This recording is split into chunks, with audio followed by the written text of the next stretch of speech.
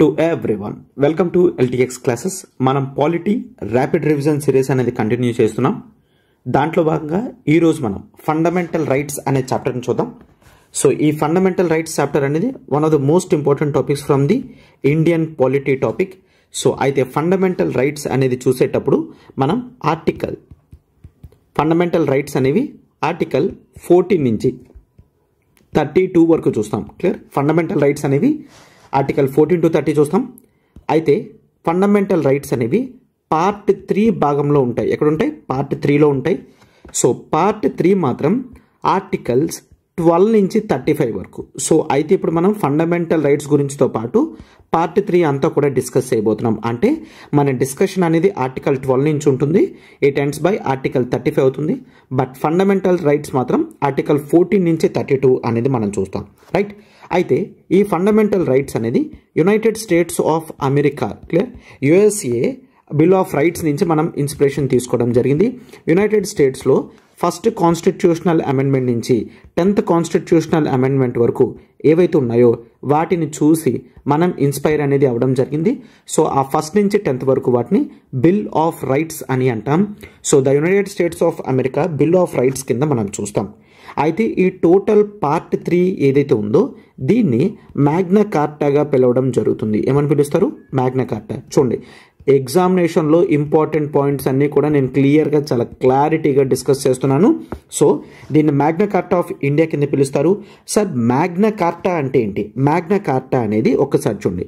In the year 1215, clear, 1215న UK king, that is King John ఇతను first time ప్రజలకి హక్కులు అనేవి ఇవ్వడం జరిగింది. ప్రజలకి కొన్ని హక్కులు అనేవి ఇవ్వడం జరిగింది. ఆ హక్కులని ఫస్ట్ టైం రాయించడం జరిగింది అనమాట. ఒక రిటర్న్ డాక్యుమెంట్ అనేది ప్రొవైడ్ చేయడం జరిగింది. ప్రజలందరూ కూడా వాళ్ళకి కొన్ని హక్కులు కోరుకున్నారు. అయితే రాజు ప్రతిసారి కూడా ఇస్తామని చెప్పడం జరిగింది. బట్ ఫస్ట్ టైం ప్రజలు అఫీషియల్గా అథారిటేటివ్గా రిటర్న్ డాక్యుమెంట్లో కావాలని చెప్పారు. సో కింగ్ జాన్ అన్న వ్యక్తి, దట్ ఈస్ ఫ్రమ్ ఇంగ్లాండ్, అతను ప్రజల యొక్క హక్కుల్ని 1215వ సంవత్సరంలో దానిని రిటర్న్గా ఇవ్వడం జరిగింది. దాన్ని మ్యాగ్నా కార్టాగా పిలవడం జరుగుతుందన్నమాట. సో అప్పటి నుంచి ప్రజల హక్కులు అనేవి ఎప్పుడైనా వస్తే వాటిని మ్యాగ్నా కార్టాగా నేమ్ అనేది ప్లేస్ చేయడం జరిగింది. ఓకేనా? సో జనరల్గా మ్యాగ్నా కార్టా అంటే 1215న కింగ్ జాన్ అనే వ్యక్తి రిటర్న్ డాక్యుమెంట్తో రైట్స్ అనేవి ప్రజలకు ఇవ్వడం జరిగింది. అప్పటి నుంచి ఒక అఫీషియల్ అథారిటీ ప్రజలకు ఏమైనా హక్కులు ఇచ్చినట్లయితే వాటిని ఈ నేమ్తో పిలుస్తారు, మ్యాగ్నా కార్టాగా పిలవడం జరుగుతుంది. అలానే ఇండియన్ కాన్స్టిట్యూషన్లో ఫండమెంటల్ రైట్స్ని మ్యాగ్నా కార్టాగా పిలవడం అనేది జరుగుతుందన్నమాట. రైట్? ఎస్. అయితే ఈ ఫండమెంటల్ రైట్స్ అనేవి most important for every one. అయితే ఈ ఫండమెంటల్ రైట్స్ అనేవి ప్రతి ఒక్క సిటిజన్కి కూడా ఉంటాయి. ఎవరికి ఉంటాయి? ప్రతి ఒక్క సిటిజన్కి కూడా ఉంటాయి. ఆల్రెడీ మనం ముందు క్లాసెస్లో డిస్కస్ చేసుకున్నాము. ఫండమెంటల్ రైట్స్ అనేవి ప్రతి సిటిజన్కి కూడా ఉంటాయి. బట్ కొన్ని ఫండమెంటల్ రైట్స్ అనేవి ఏలియన్స్కి ఉండవు అని చూసాం. రైట్? ఒకవేళ ఏలియన్స్ అయితే ఏలియన్స్కి ఉండవు, సిటిజన్కి అయితే మాత్రం ప్రతి ఫండమెంటల్ రైట్ ఉంటుంది అని చూసుకున్నాం. అవునా? ఏలియన్స్కి కొన్ని ఫండమెంటల్ రైట్స్ అనేవి ఉండవు. అది కూడా నేను తర్వాత చెప్తాను. బట్ ఒక్కసారి ఇక్కడ చూసుకునే ముందు ఫండమెంటల్ రైట్స్ అనేవి they actually promote the political democracy అని గుర్తుంచుకోండి. పొలిటికల్ డెమోక్రసీని స్ప్రెడ్ చేయడం అనేది జరుగుతుంది. పొలిటికల్ డెమోక్రసీ అంటే ఏంటి? రైట్, దట్ ఈస్ పొలిటికల్ స్ట్రక్చర్స్లో, పొలిటికల్ ఇన్స్టిట్యూషన్స్లో ఏ వ్యక్తికైనా సరే ఎక్కడైనా పార్టిసిపేట్ చేసే అధికారం వస్తే దాన్ని పొలిటికల్ డెమోక్రసీ. అఫ్కోర్స్ ప్రజాస్వామ్యంలో కూడా ఈ పొలిటికల్ పొజిషన్స్ ఏవైతే ఉంటాయో అవన్నీ కూడా ప్రతి ఒక్కరికి కూడా అందుబాటులో ఉండాలన్నమాట. రైట్? సో వాటిని మనం పొలిటికల్ డెమోక్రసీ అని అంటాము. అయితే ఈ ఫండమెంటల్ రైట్స్ అనేవి they are guaranteed by the Indian constitution అని చూస్తాం. దే ఆర్ గ్యారంటీడ్ అంటే ఒకవేళ దీన్ని ఎప్పుడైనా స్టేట్ హరించినట్లయితే మనం కోర్టుకు వెళ్ళి కేసు అనేది వేయగలం అన్నమాట. రైట్? ఎస్. సో దీన్ని గ్యారంటీడ్ రైట్స్ కాబట్టి ఇక్కడ ఉన్న రైట్స్ని ఫండమెంటల్ రైట్స్ కింద పిలవడం జరుగుతుంది. ప్రాథమిక హక్కులుగా మనం గుర్తిస్తున్నాం అన్నమాట. ప్రాథమిక హక్కులు. సో ప్రతి ఒక్కరికి కూడా మినిమం కనీసం ఇవి ఉండడం జరుగుతుందన్నమాట. రైట్? ఎస్. అయితే ఒరిజినల్గా ఇండియన్ కాన్స్టిట్యూషన్ తీసుకొచ్చేటప్పుడు 7 ఫండమెంటల్ రైట్స్ కింద మనం చూస్తాము. 7 ఫండమెంటల్ రైట్స్లో that is the right to equality. Right to equality అనేది చూస్తాం. ప్రతి ఫండమెంటల్ రైట్లో కూడా ఆర్టికల్స్ అనేవి ఉంటాయి. For example right to equality అనేది ఆర్టికల్ 14 నుంచి ఆర్టికల్ 18 వరకు రైట్ టు ఈక్వాలిటీ గురించి డిస్కస్ చేస్తుంది. దీని ఒక ఫండమెంటల్ రైట్ కింద మనం చూస్తాం రైట్ టు ఈక్వాలిటీ అనేది, రైట్. అలానే ది రైట్ టు ఫ్రీడమ్ అనేది ఉంటుంది. రైట్ టు ఈక్వాలిటీ తర్వాత రైట్ టు ఫ్రీడమ్ అనేది ఉంటుంది. ఫ్రమ్ ఆర్టికల్ 19 నుంచి ఆర్టికల్ 22 వరకు మనం చూస్తాం. అలానే there is the right against exploitation. So exploitation అవ్వకుండా కొన్ని ఫండమెంటల్ రైట్స్ అనేవి ఉన్నాయి. For example article 23, article 24 right against exploitation అని చూస్తాం. మనల్ని ఎవరు కూడా ఎక్స్ప్లాయిట్ చేయకూడదు, రైట్.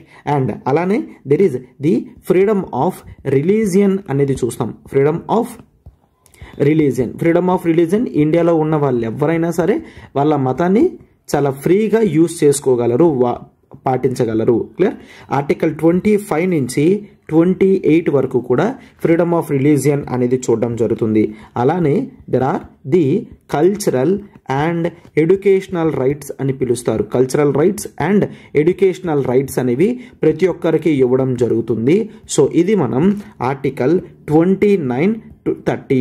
అండ్ కొంతమంది మైనారిటీస్ ఉంటే మైనారిటీస్ యొక్క కల్చర్స్ని ప్రొటెక్ట్ చేయడం కూడా మన బాధ్యత కింద ఉంటుందన్నమాట. And there is the right to property. ఒరిజినల్గా ఇండియన్ కాన్స్టిట్యూషన్లో ఇవన్నీ కూడా పెట్టడం జరిగింది. అంటే మన ఆస్తిని మనం కాపాడుకోగలం. ఆర్టికల్ 31 అనేది చూస్తాం. అలానే ఒకవేళ ఈ ఫండమెంటల్ రైట్స్లో ఏదైనా స్టేట్ వైలేట్ చేస్తే, స్టేట్ వైలేట్ చేయడం అంటే ఏంటి? For example freedom of religion అనేది ఉంది. ఇప్పుడు స్టేట్ సడన్గా వచ్చి నా రిలీజియన్ని నేను పాటించకూడదు, నేను వేరే రిలీజియన్కి మారిపోవాలి అని చెప్పి స్టేట్ ఎప్పుడూ కూడా అడగకూడదు. అలాంటి చట్టాలు ఎప్పుడైనా చేస్తే మనం కోర్టుకి వెళ్ళాలి కదా. అది రైట్ టు కాన్స్టిట్యూషనల్ రెమెడీస్లో భాగంగా చూస్తామన్నమాట. This is most important article. Under article 32 మనం చూస్తాం. అయితే ఒరిజినల్ ఇండియన్ కాన్స్టిట్యూషన్ అనేది ఈ విధంగా రైట్స్ అనేవి తీసుకొని రావడం జరిగింది. అయితే ఈ రైట్స్లో right to equality, freedom against exploitation, freedom of religion, cultural and educational rights అనేవి ఎంతవరకు ఉన్నాయి? రైట్ టు ప్రాపర్టీ అనేది తర్వాత కాన్స్టిట్యూషనల్ నుంచి అమెండ్ చేసి ఫండమెంటల్ రైట్స్ స్టేటస్ నుంచి తీసేయడం జరిగింది. అంటే ఈరోజు ఆర్టికల్ 31 అనేది తీసేశారు. That is through 44th constitutional amendment act 1978లో తీసేయడం జరిగింది. దీన్ని కాన్స్టిట్యూషనల్ ఫండమెంటల్ రైట్ నుంచి కాన్స్టిట్యూషన్లోనే బేసిక్ ఒక లీగల్ రైట్ కింద మార్చేయడం జరిగింది. ఒక ఫండమెంటల్ రైట్ కాదు, ఒక basic constitutional right. That is article 300A పెట్టడం జరిగింది, రైట్. సో ఫండమెంటల్ రైట్ నుంచి ఆర్టికల్ 31 నుంచి ఆర్టికల్ 300A మార్చేశారు 44th కాన్స్టిట్యూషనల్ అమెండ్మెంట్ యాక్ట్ 1978లో, రైట్. సో అండ్ ఇప్పుడు మనకి రైట్ టు కాన్స్టిట్యూషనల్ రెమెడీస్ అనేది కూడా ఉన్నది. సో రైట్ టు ప్రాపర్టీ ఒక్కటే చేంజ్ చేశారు అని గుర్తుంచుకోండి, రైట్. ఎస్, ఈ రైట్స్ అన్నీ కూడా ఇంపార్టెంట్. మనం ఒక్కొక్కటి కూడా మనం చూస్తాం. అయితే వాట్ ఆర్ ది ఫీచర్స్? ఈ ఫండమెంటల్ రైట్స్ ఉండడం వల్ల మనకి ఏ విధమైన బెనిఫిట్ ఉంటుంది, ఆర్ ఈ ఫండమెంటల్ రైట్స్కి ఎటువంటి క్యారెక్టరిస్టిక్స్, క్వాలిటీస్ అనేవి ఉన్నాయి, వాటి యొక్క ఫీచర్స్ ఏంటో మనం ఇప్పుడు చూస్తాం. అయితే ఇవి కేవలం సిటిజన్కి మాత్రమే ఉంటాయి అని గుర్తుంచుకోండి. కేవలం సిటిజన్కి మాత్రమే ఉంటాయి.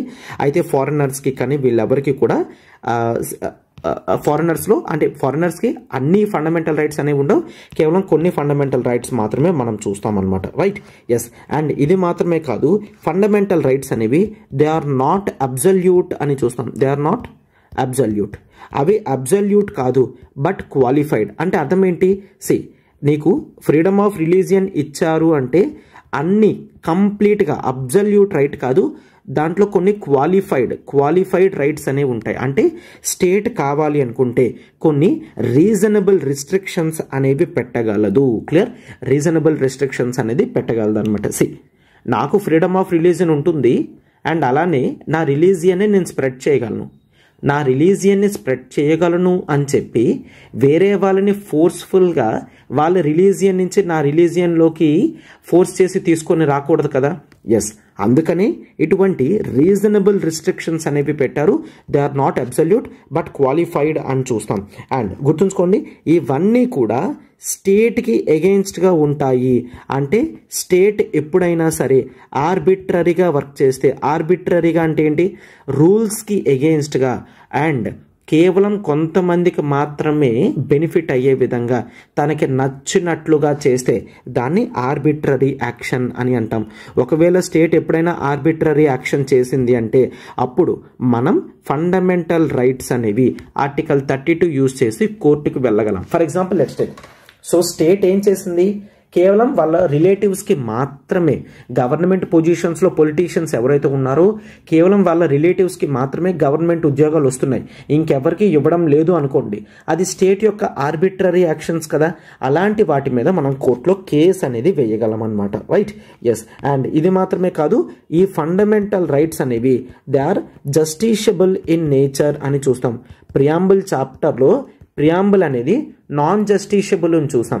నాన్ జస్టిషియబుల్ అంటే ఏంటి, దాంట్లో ఉన్న ప్రొవిజన్స్ వైలేట్ అయితే కోర్టుకి వెళ్ళలేము. బట్ ఇక్కడ ఫండమెంటల్ రైట్స్ మాత్రం దే ఆర్ జస్టిషియబుల్. వీటిలో ఏది ఎన్ఫోర్స్మెంట్లోకి రాకపోయినా, స్టేట్ ఆర్బిట్రరీగా ప్రవర్తించినా కోర్టుకి వెళ్ళగలము. అట్లాంటి క్యారెక్టరిస్టిక్స్ని జస్టిషియబుల్ అని మనం చెప్తామన్నమాట. Right, yes. అండ్ గుర్తుంచుకోండి, ఫండమెంటల్ రైట్స్ అనేవి ఎందుకు అంత స్ట్రాంగ్ అంటే they are defended by the Supreme Court of India. అంటే ఫండమెంటల్ రైట్స్ వైలేట్ అయితే డైరెక్ట్గా మనం సుప్రీం కోర్టుకి వెళ్ళిపోగలం. హైకోర్టుకి వెళ్ళి సుప్రీం కోర్టుకి వెళ్ళగలం, లేదు అన్న డైరెక్ట్గా సుప్రీం కోర్టుకు కూడా వెళ్ళగలం. అందుకని వీటికి అంత వాల్యూ అనేది ఇవ్వడం జరిగిందనమాట. Right, yes. బట్ ఒకటి క్యారెక్టరిస్టిక్స్ గుర్తుంచుకోండి, దే ఆర్ నాట్ సాక్రోసాంక్ట్.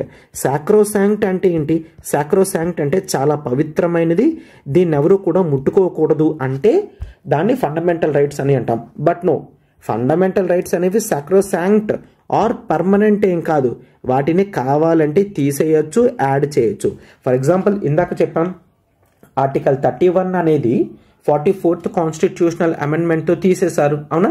అంటే అవి చాలా సాక్రోసాంక్ట్, చాలా పవిత్రమైనది, ముట్టుకోకూడదు. నో, అట్లాంటి రూల్స్ ఏం లేవు. కావాలి అనుకుంటే చేంజ్ చేయగలం అనమాట. ఇది వెరీ ఇంపార్టెంట్ టాపిక్, సాక్రోసాంక్ట్. చాలాసార్లు క్వశ్చన్స్ అనేవి ఎట్లా ఇస్తారు అంటే స్టేట్మెంట్స్లో fundamental rights are sacrosanct in nature అని ఇస్తాడు. నో, ఆ స్టేట్మెంట్ అనేది రాంగ్ కింద మనం తీసుకోవాలన్నమాట. Right, yes. బట్ ఒకటి, there is something that is called basic structure. అంటే కాన్స్టిట్యూషన్లో కొన్ని ఫండమెంటల్స్ అనేవి ఉంటాయి. ఆ ఫండమెంటల్స్ని టచ్ చేయకుండా ఏ ఫండమెంటల్ రైట్ అయినా తీసేయగలరు. For example let's take, C, కాన్స్టిట్యూషన్లో మనం ఇక్కడ డిస్కస్ చేసుకున్నాం, దట్ ఈస్ ది ఆర్టికల్ 21 అనేది రైట్ టు ఫ్రీడమ్లో భాగంగా ఉంది. ఆర్టికల్ 21 అనేది ఫ్రీడమ్ ఆఫ్ లైఫ్. సో అసలు లైఫ్ ఉంటేనే కదా ఈ ఫండమెంటల్ రైట్స్. ఆ ఆర్టికల్ 21 ఫ్రీడమ్ ఆఫ్ లైఫ్ అనేది తీసేశారనుకోండి, రైట్ టు ప్రాపర్టీ ఉంచినా తీసేసినా ప్రాబ్లం ఉండదు. బట్ అసలు లైఫ్కి సంబంధించిన ప్రావిజన్స్ తీసేశారనుకోండి, ఇంకా మరి కాన్స్టిట్యూషన్ ఉండడమే అనవసరం అయిపోతుంది, అవునా? సో అట్లాంటి వెరీ క్రూషియల్ పార్ట్స్ని బేసిక్ స్ట్రక్చర్లో భాగంగా మనం చూస్తామన్నమాట. సో వాటిని తప్ప ఇంకేదైనా సరే స్టేట్ చేంజ్ చేయగలదు అని చూస్తాం. అండ్ ఇది మాత్రమే కాదు, డ్యూరింగ్ ఎమర్జెన్సీ సిచ్యువేషన్, వార్ టైంలో, నేషనల్ ఎమర్జెన్సీ కానీ, రైట్, అలాంటి సిచ్యువేషన్స్లో మనకి ఈ ఎమర్జెన్సీ కూడా పర్టికులర్గా నేషనల్ ఎమర్జెన్సీ. నేషనల్ ఎమర్జెన్సీలో ఫండమెంటల్ రైట్స్ అనేవి మనకి వర్తించవు. రైట్, నేషనల్ ఎమర్జెన్సీ టైంలో ఫండమెంటల్ రైట్స్ అనేవి వర్తించవు. So because of various reasons వీటిని తీసేయడం జరుగుతుంది అండర్ ఆర్టికల్ 358 అండ్ 359. రైట్, అది గుర్తుంచుకోండి. యాజ్ ఆఫ్ నౌ అవసరం లేదు. Right, yes. అండ్ ఇది మాత్రమే కాదు, ఫండమెంటల్ రైట్స్ అనేవి ఆర్మ్డ్ ఫోర్సెస్ అండ్ కొన్ని రిలేటెడ్ ఫోర్సెస్కి అసలు ఉండవు. ఎందుకంటే ఆర్మ్డ్ ఫోర్సెస్ అనేవాళ్ళు, for example let's take, normal కండిషన్స్లో ప్రతి ఒక్క వ్యక్తి కూడా ఆ సండే లీవ్ అనేది ఎక్స్పెక్ట్ చేయడం జరుగుతుంది. నెలకి ఒక 2 రోజులు 3 రోజులు క్యాజువల్ లీవ్స్ అనేవి ఎక్స్పెక్ట్ చేస్తారు, స్టేట్ ప్రొవైడ్ చేస్తుంది, అవునా? బట్ మిలిటరీలో ఉన్నప్పుడు, ఆర్మ్డ్ ఫోర్సెస్లో ఉన్నప్పుడు మీరు లీవ్స్ అనేవి అడగకూడదు. అయితే నువ్వు లీవ్స్ అడగకూడదు అని చెప్తే నువ్వు మళ్ళీ కేసు వేస్తావు. ఏమని కేసు వేస్తావు? వాళ్ళకి లీవ్స్ ఉన్నాయి, నాకు లీవ్స్ లేవు అని. బట్ నువ్వు ఆర్మ్డ్ ఫోర్సెస్లో ఉన్నావు కాబట్టి నీకు ఎటువంటి ఫండమెంటల్ రైట్ కూడా అప్లై కాదు అని చాలా క్లియర్గా ఫండమెంటల్ రైట్స్లోనే చెప్పడం అనేది జరిగిందనమాట.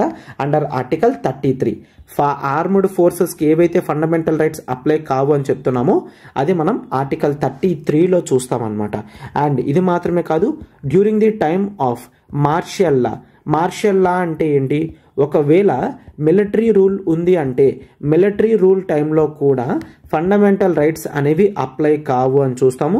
దీన్ని మనకి ఆర్టికల్ 34లో మెన్షన్ చేయడం అనేది జరిగిందనమాట. రైట్. అండ్ గుర్తుంచుకోండి, ఆర్టికల్ 35లో కూడా ఏం చెప్తున్నారంటే ఫండమెంటల్ రైట్స్ అనేవి వాటంతట అవి సెల్ఫ్ ఎగ్జిక్యూటరీగా అయిపోతాయి. క్లియర్? అంటే వాటిని ఎగ్జిక్యూట్ చేయడానికి సెల్ఫ్ ఎగ్జిక్యూటరీ కింద ఉంటాయి. కొన్ని మాత్రం వాటంతటా అవి ఎగ్జిక్యూట్ అవ్వవు. దానికి పార్లమెంట్ కొన్ని చట్టాలు కూడా చేస్తుందన్నమాట. రైట్. అండ్ చట్టం చేసే అధికారం ఉంటే కేవలం పార్లమెంటే చేయగలదు ఫండమెంటల్ రైట్స్కి. స్టేట్ లెజిస్లేటివ్ అసెంబ్లీ చేయలేదు, గుర్తుంచుకోండి. జనరల్గా ఫండమెంటల్ రైట్స్ అనేవి సెల్ఫ్ ఎగ్జిక్యూటరీ. కొన్నిసార్లు అవి ఇంప్లిమెంటేషన్లోకి రావాలి, ఎన్ఫోర్స్మెంట్లోకి రావాలంటే పార్లమెంట్ చట్టం చెయ్యాలి. ఇది మనకి ఆర్టికల్ 35లో చూస్తామన్నమాట. అండ్ ఫండమెంటల్ రైట్స్ మీద చట్టం అనేది కేవలం పార్లమెంట్ మాత్రమే చేయగలరు, ఇంకెవరూ కూడా చేయలేరు. రైట్. ఎస్. సో ఇది మనం చూస్తాము. ఆర్టికల్ 12 అనేది, ఇప్పుడు మనం ఆర్టికల్స్ అనేవి చూసుకుంటే ఆర్టికల్ 12 అనేది deals with the definition of state. అయితే ఇక్కడ చాలాసార్లు స్టేట్ అని యూజ్ చేస్తాం. ఆ స్టేట్ అంటే ఏంటి అని చెప్తున్నారు. ఆ స్టేట్ అంటే nothing but it's about the government of India, the state government and government bodies కూడా, మున్సిపాలిటీస్ అయినా పంచాయత్స్ అయినా ఆర్ గవర్నమెంట్ రిలేటెడ్ బాడీస్ కూడా లైక్ ఎల్ఐసి కానీ, ఓఎన్జీసీ కానీ, స్టీల్ అథారిటీ కానీ, ఇవేవైనా కూడా స్టేట్ అన్న డెఫినేషన్లోకి వస్తాయి. అంటే ఎక్కడా కూడా నువ్వు ఈ ఫండమెంటల్ రైట్స్ అనేవి ఎవరికి కూడా వైలేట్ చేయకూడదు. ఇందులో ఎవరు ఎక్కడ వైలేట్ చేసినా సరే మనం కోర్టులో కేసు వేయగలము అని గుర్తుంచుకోండి. రైట్. ఎస్. సో ఇది ఆర్టికల్ 12 అనేది చూస్తాం. And next article 13. This is important. Article 13 of Indian కాన్స్టిట్యూషన్. ఆర్టికల్ 13 చూసుకుంటే క్లియర్గా చెప్పడం జరిగింది, all laws which are inconsistent with fundamental rights. అంటే ఫండమెంటల్ రైట్స్కి తగ్గట్టుగా ఎప్పుడు ఎవరు ఏ చట్టం చేసినా సరే మరి ఇంకా ఆ లా అనేది ఉండదు. అంటే ఫండమెంటల్ రైట్స్కి ఎగెన్స్ట్గా నువ్వు ఏ చట్టం చేయడానికి లేదు. నీవు చేసే ఏ చట్టమైనా సరే ఫండమెంటల్ రైట్స్కి అనుగుణంగా మాత్రమే ఉండాలి అని ఆర్టికల్ 13 అనేది చెప్పడం జరుగుతుందన్నమాట. సార్ ఏ లా అంటే ఇక్కడ ఏంటి? లా అంటే పార్లమెంట్ తయారు చేసిన చట్టాలైనా కానివ్వండి, స్టేట్ లెజిస్లేచర్ తయారు చేసిన చట్టాలైనా కానివ్వండి, ఆర్ ప్రెసిడెంట్ ఇచ్చే ఆర్డినెన్సెస్ అయినా కానివ్వండి. ప్రెసిడెంట్ ఆర్డినెన్సెస్ అంటే పార్లమెంట్ సెషన్లో లేనప్పుడు ప్రెసిడెంట్ కానీ గవర్నర్ కానీ ఆర్డినెన్సెస్ అనేవి ఇస్తారు. పార్లమెంట్ కానీ స్టేట్ లెజిస్లేటివ్ అసెంబ్లీ కానీ సెషన్లో లేకపోతే ఆ తగ్గట్టు అవసరాలకి తగ్గట్టుగా ప్రెసిడెంట్, గవర్నర్ ఆర్డినెన్సెస్ అనేవి ఇష్యూ చేయడం జరుగుతుందన్నమాట. ఈవెన్ ఈ ఆర్డినెన్స్ అయితే కానివ్వండి, ఆర్ కొన్ని రూల్స్ కానీ, రెగ్యులేషన్స్ కానీ, కస్టమరీ ప్రాక్టీసెస్ కానీ, ఇట్లాంటివి ఏవైనా సరే ఫండమెంటల్ రైట్స్కి ఎగెయిన్స్ట్గా ఉంటే అవి ఉండవు, చెల్లుబాటులోకి రావు అని చెప్పి ఆర్టికల్ 13 చెప్తుందన్నమాట. బట్ గుర్తుంచుకోండి, క్లియర్గా చెప్పడం జరిగింది, ఈ డెఫినేషన్ ఆఫ్ ఆల్ లాస్లోకి కాన్స్టిట్యూషనల్ అమెండ్మెంట్స్ అనేవి రావు. కాన్స్టిట్యూషనల్ అమెండ్మెంట్స్తో మనం ఫండమెంటల్ రైట్స్కి ఎగెయిన్స్ట్గా కూడా చట్టం అనేది చేయగలం. అంటే నెక్స్ట్ మనం ఫండమెంటల్ రైట్స్లోకి వెళ్తే అర్థమవుతుంది. ఫర్ ఎగ్జాంపుల్, ఈవెన్ ఆర్టికల్ 31 ఉంది. ఆర్టికల్ 31ని తీసేస్తున్నానంటే that is against fundamental rights. మరి ఆర్టికల్ 13 ప్రకారం అది చెల్లుబాటులోకి రాకూడదు కదా. అందుకని 44th కాన్స్టిట్యూషనల్ అమెండ్మెంట్ తీసుకొచ్చారు. ఎందుకు? కాన్స్టిట్యూషనల్ అమెండ్మెంట్ అనేది లాస్ అన్న డెఫినేషన్లోకి రాదు. సో చేంజ్ చేసే పవర్ అనేది ఉండాలి కాబట్టి కాన్స్టిట్యూషనల్ అమెండ్మెంట్ని యాక్సెప్ట్ చేయడం జరుగుతుందన్నమాట. రైట్. అండ్ ఇది కూడా క్లియర్గా చెప్పడం జరిగింది. ఈ కాన్స్టిట్యూషనల్ అమెండ్మెంట్ కూడా ఎంతవరకు, కేవలం బేసిక్ స్ట్రక్చర్ టచ్ అవ్వనంత వరకే అని చెప్పి కేశవనంద భారతి కేసులో చెప్పడం జరిగింది. కేశవనంద భారతి కేసు చాలా క్లియర్గా సుప్రీంకోర్టు చెప్పడం జరిగింది. కేశవనంద భారతి కేసులో బేసిక్ స్ట్రక్చర్నే టచ్ చేస్తే మాత్రం ఈవెన్ కాన్స్టిట్యూషనల్ అమెండ్మెంట్ కూడా ఉండదు, అది కూడా వైలేట్ అయిపోతుంది. చెప్పాను కదా, అంటే నువ్వు రైట్ టు ప్రాపర్టీ తీసేసినట్టు ఒక కొత్త కాన్స్టిట్యూషనల్ అమెండ్మెంట్ తీసుకొచ్చి ఫ్రీడమ్ ఆఫ్ లైఫ్ అనేది తీసేస్తున్నావు అనుకోండి, ఇంకా మరి కాన్స్టిట్యూషన్ ఎందుకు కదా. సో అందుకనే సుప్రీంకోర్టు ఒకవేళ బేసిక్ స్ట్రక్చర్లో నువ్వు టచ్ చేస్తే మాత్రం ఈవెన్ కాన్స్టిట్యూషనల్ అమెండ్మెంట్స్ కూడా ఉండవు, they become null and void, అంటే అవి పనిచేయవు అని చెప్పి క్లియర్గా చెప్పడం జరుగుతుందన్నమాట. Right, yes. సో ఇప్పుడు మనం will start from article 14. Article 14 నుంచి ఆర్టికల్ 18 వరకు రైట్ టు ఈక్వాలిటీ కింద మనం పిలుస్తామని చూసుకున్నాం, అవునా. Right to equality. అయితే ఇక్కడ ఈ రైట్స్ అన్నిట్లో కూడా సమానత్వం గురించి మనం డిస్కషన్ అనేది చేస్తాం.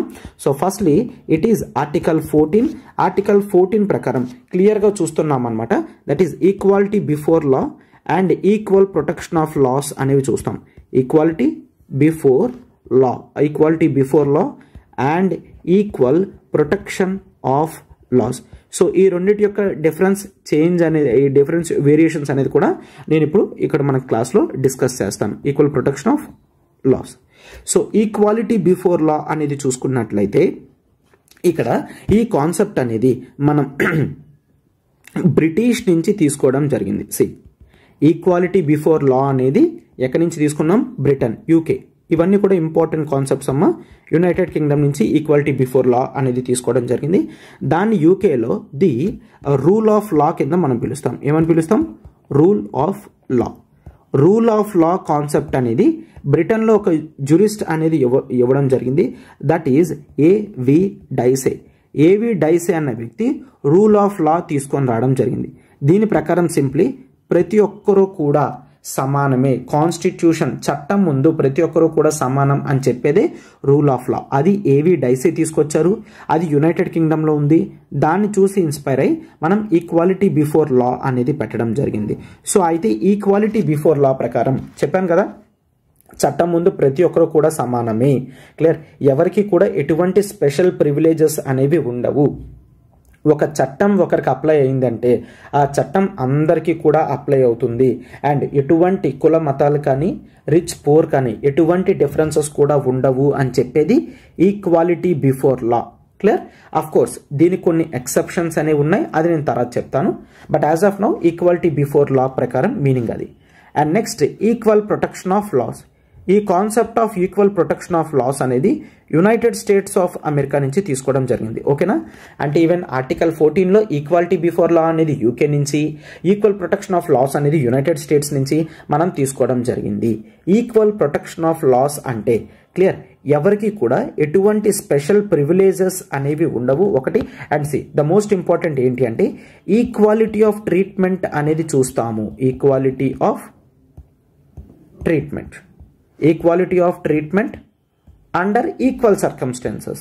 అందరూ ఈక్వల్గా ఉన్నప్పుడు వాళ్ళని ఈక్వల్గా చూస్తాము. అండర్ ఈక్వల్ సర్కమ్స్టాన్సెస్ అందరూ ఈక్వల్గా ఉంటే ఈక్వల్గా చూస్తాం.